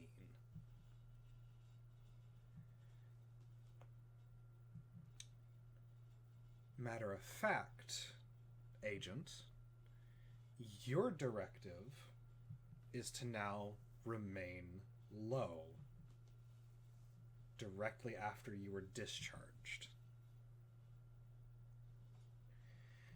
Everyone else, the day seemed to almost fade. It didn't feel right with how quick time passed. You don't even remember being processed. The memories are still in your head of that day. It's implanted. It's branded into your skulls. Everything else is nothing. You are told that you were admitted to the hospital. Those of you with fake identities, you had no trouble apparently. No one referenced your fake ID, despite it flagrantly being wrong. But now, we return to your first day back. It is now January 11th. Martial law has been declared. You've given testimonies that you do not remember giving. What happened has been chalked up to a terrorist attack by unknown assailants. The riots have gotten out of control. So now, on the first day back at your homes, unable to even feel slightly familiar with what your lips are saying on the television,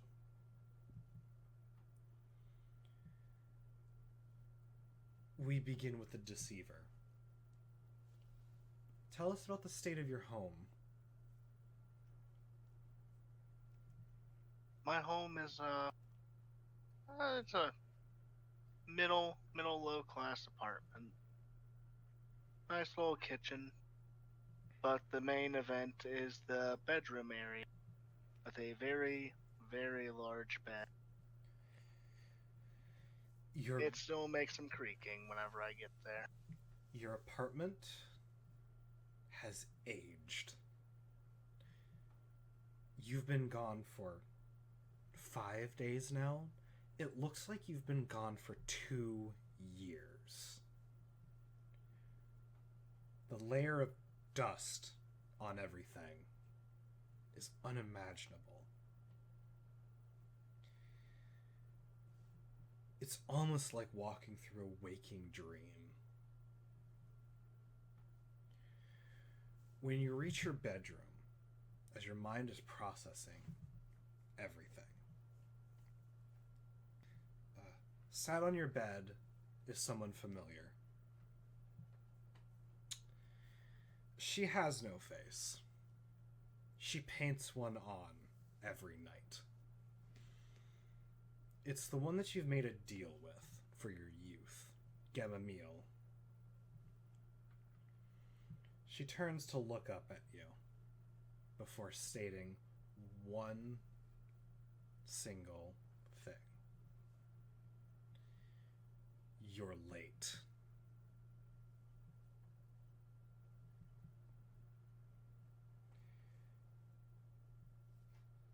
That I am.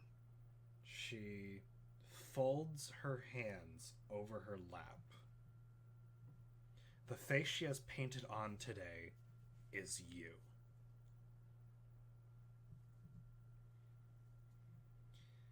She tilts her head to the side before saying,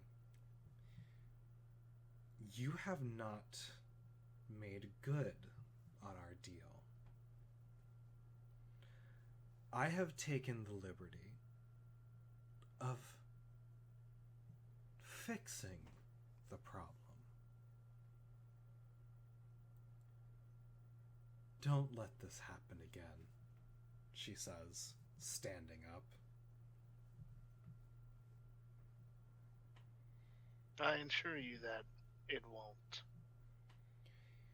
You notice that where the garter belt should hook to pantyhose, it's dug into her flesh, as though she's wearing her own skin as a sock.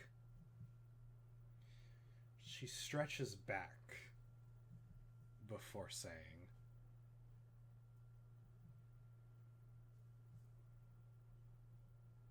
"I've ruined your reputation for everyone on your contacts list. I will do worse if you forget about our deal," she says. I grit my teeth.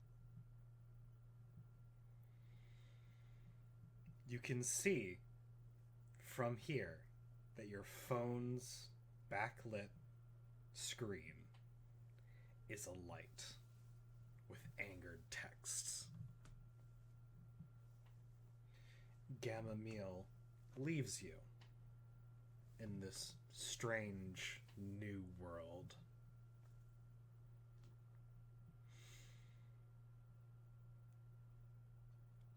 And so, we return to the agent.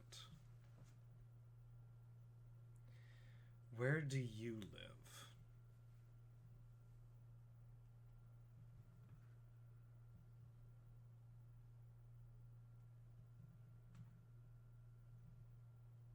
Cap?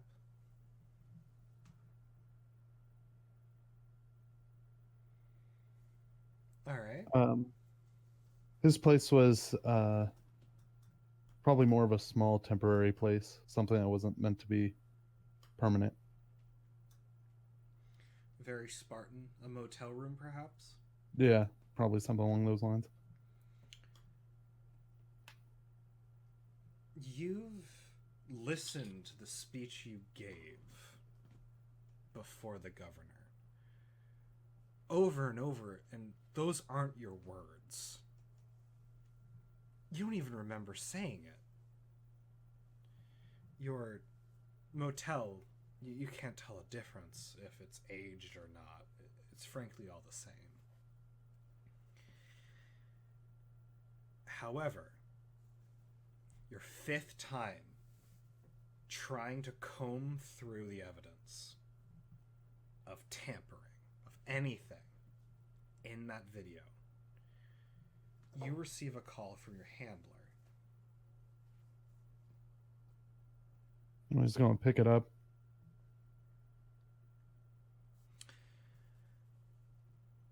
Excellent work out there. Now our standing order for you has been to lay low. I really haven't moved since. But we're going to need the information that you promised us. Who did you see?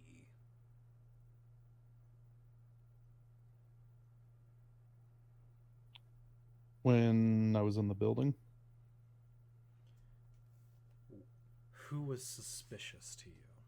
Did you get any leads? nothing extremely tangible. The only thing I really found was, well, an incident with the door. We've received reports of reporters using false identities to get their way through some of the crime scene cordons.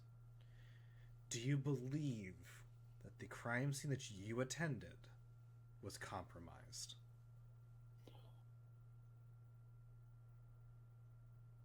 I'll be honest with that. I wouldn't know.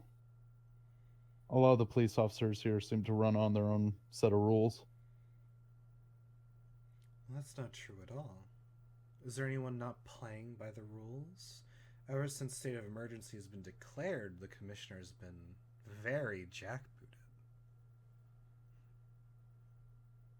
If I kept an eye on everyone, then I wouldn't be able to get any information.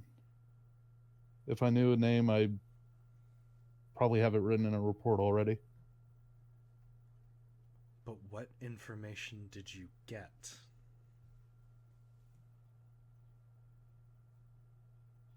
And I'm assuming he's probably like near a desk just to see if he still has any papers.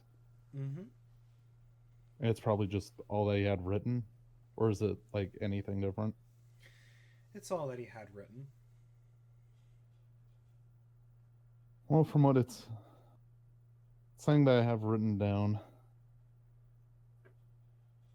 there was one person out of the three who wasn't dead. I didn't mean to get contact with him before, well, the explosion itself. But what I did find was a blood trail leading to a basement.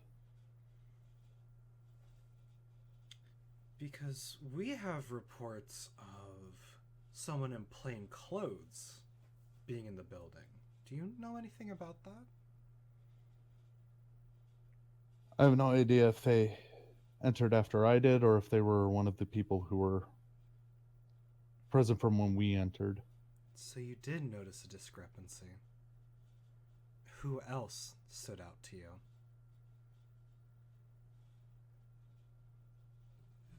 I don't really think of anyone else. Anyone that didn't belong?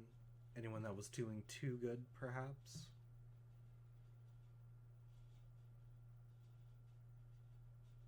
He's just gonna sit there for a minute. I really can't think of any names. Faces?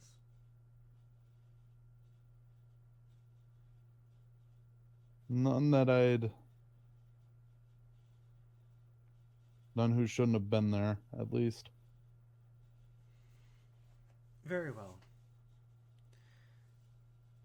We'll be giving you a field promotion shortly.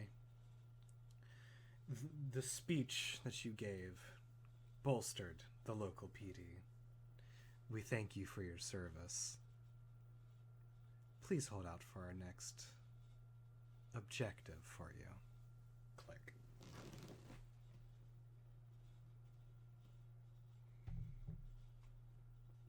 So I'm going to ask you one thing. Was your character trying to protect the identities? Somewhat, yeah. Okay. So what does he do once he's hung up on? I was told to lay low. No point in going out of the way, especially if they're looking into stuff again that he's not fully aware of, that they're even looking into, like if he's actually staying at home or not, or quote unquote home. Now, sleep has been starting to get very hard for you. You're being watched very distinctly. Mainly from pedestrians. You can feel their gaze on you. You just know it. It's the same feeling that you had back in El Paso. It's familiar. It's the danger centers of your brain are lighting up. You're close to something. Close to something deadly.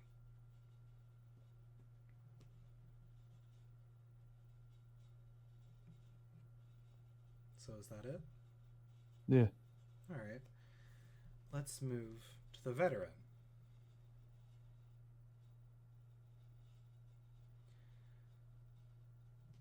Tell us, what are your living conditions?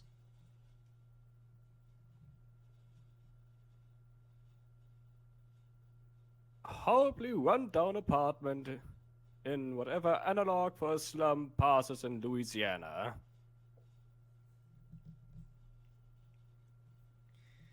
Now, you've been reeling from a shock. Not just physically, but mentally. You are on a new set of medications that you don't remember being on. You were taking them from when your memory was expunged. Do you continue to take it?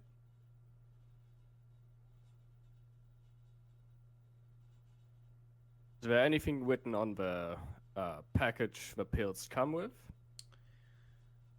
They're antidepressants. Mainly. Very high dose. I don't continue to take them. Very well. You feel like something is closing in on you. You haven't seen him. You haven't. Hank, the one in the corner of your vision. It's an emotional imprint, a pressure in your skull that feels like it's about to pop. Whenever you close your eyes, you're visited by these impressions that threaten to pull you beneath the water. You have dreams of an oasis that was sucking dry the world around it. Cloying hands raising from the water, dragging in anything living that came near it.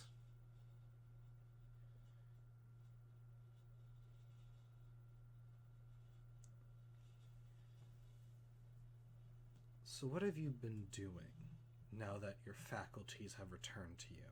Now that you've witnessed your phantom giving a testimony to something you don't even know anything about?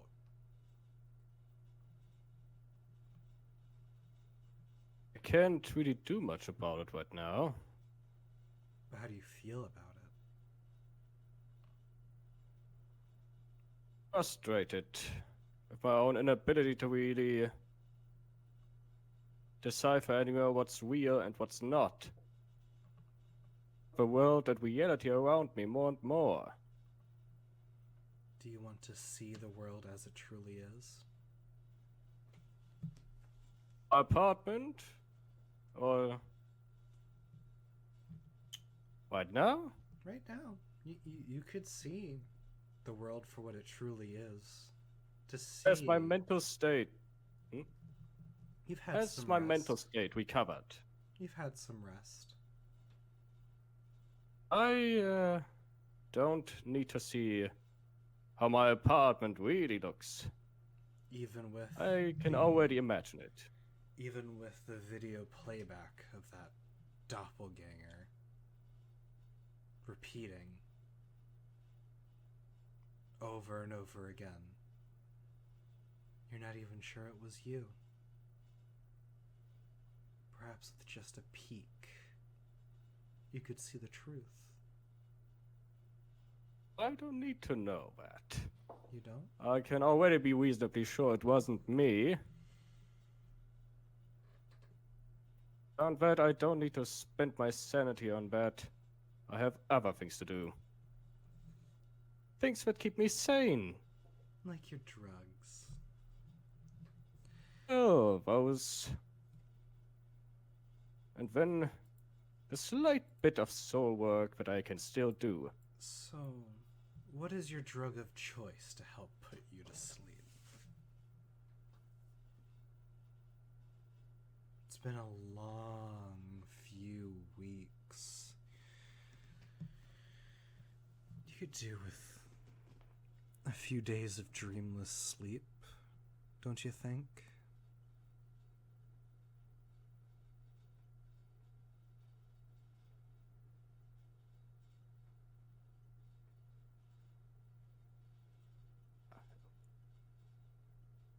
I don't really want to go to sleep yet.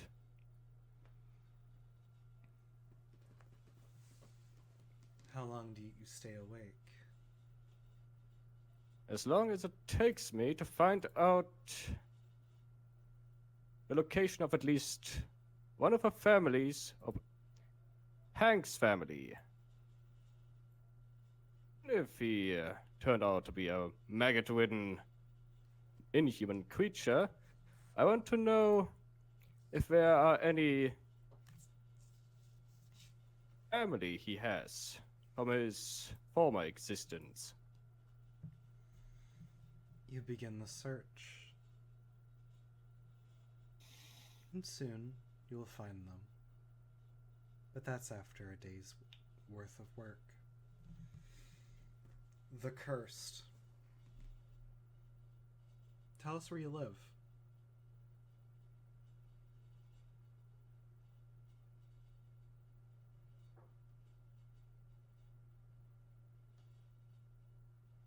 Ethan.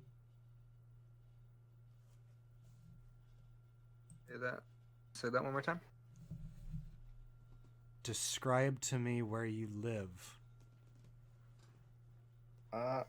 think it's still like a middle class apartment, but it's some of the accoutrement is definitely pretty fancy. Like You're a shielded detective, renowned in the state. You can do better.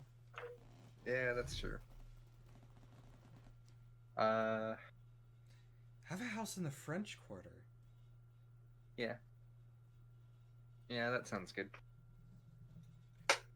Wrong It's city. pretty decently clean.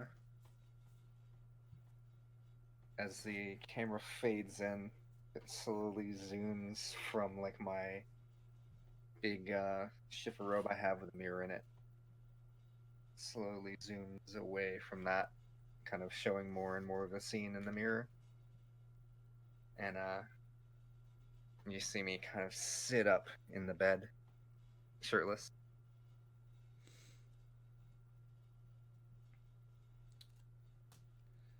I would like you to roll plus soul. Okay. That's just a straight 0 for me, so.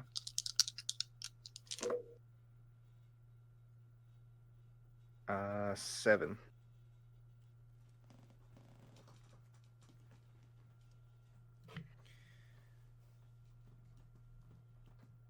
You've wanted to talk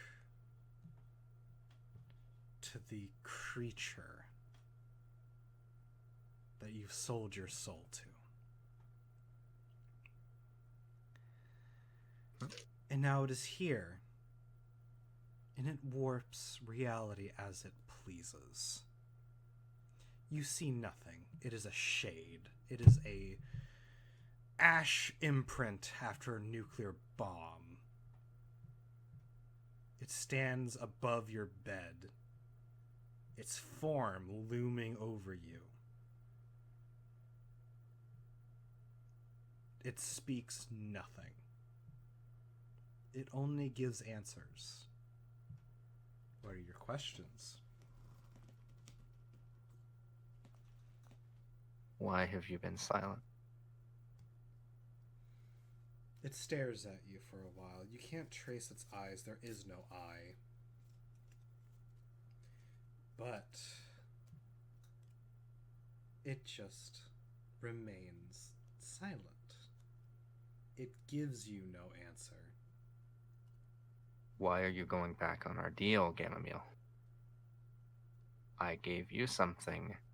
You were supposed to give it to me.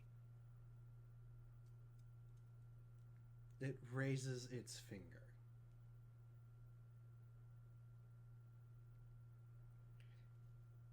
I just sort of turn my head and look at it. And it draws it across its throat. And then with a languid motion, this forearm facing up, it points to you.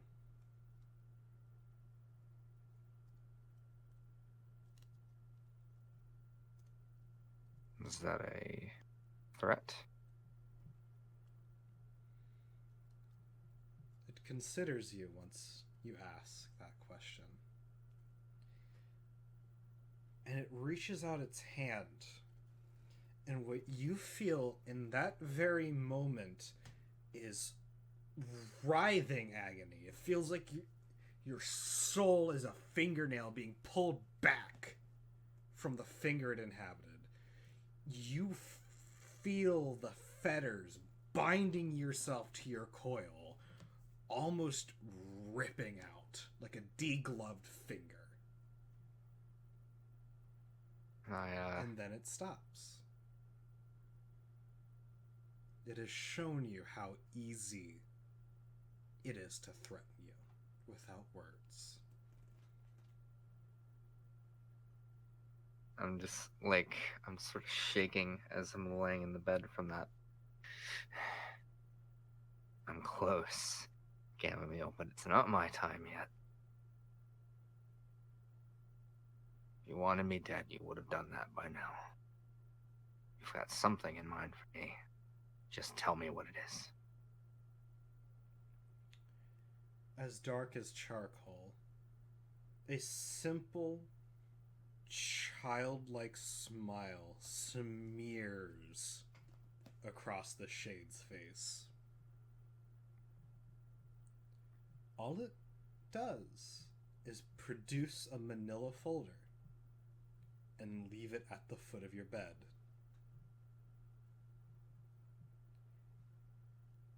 And in normal situations, you would think it was still there.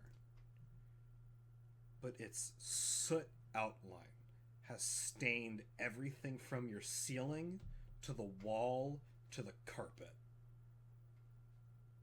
in its shape. You can tell it is no longer with you.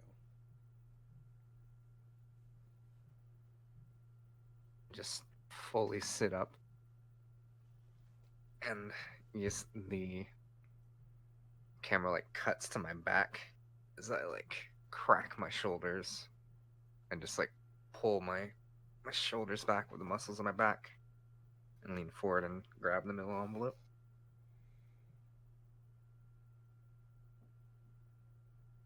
It's on another case you've been assigned to.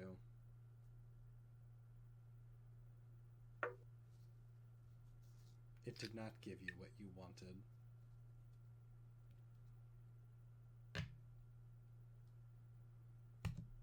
I start reading over the file, but for background noise, I reach over and click on a TV.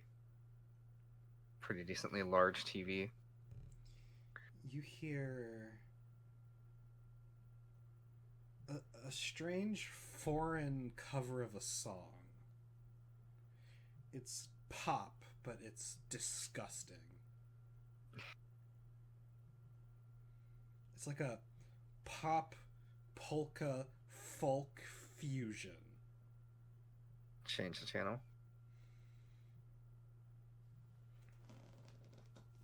Again, just sort of looking over the notes in the file.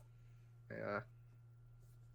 I maybe like open the binds of the file and I have things laid out so I can kind of cross-reference. And I listen to the song for a minute or so and it just gets to me and I grab the remote and change channel. And it cuts to black. Distant machinations begin to swirl. As the situation in Louisiana worsens, it only becomes more dangerous to leave your houses.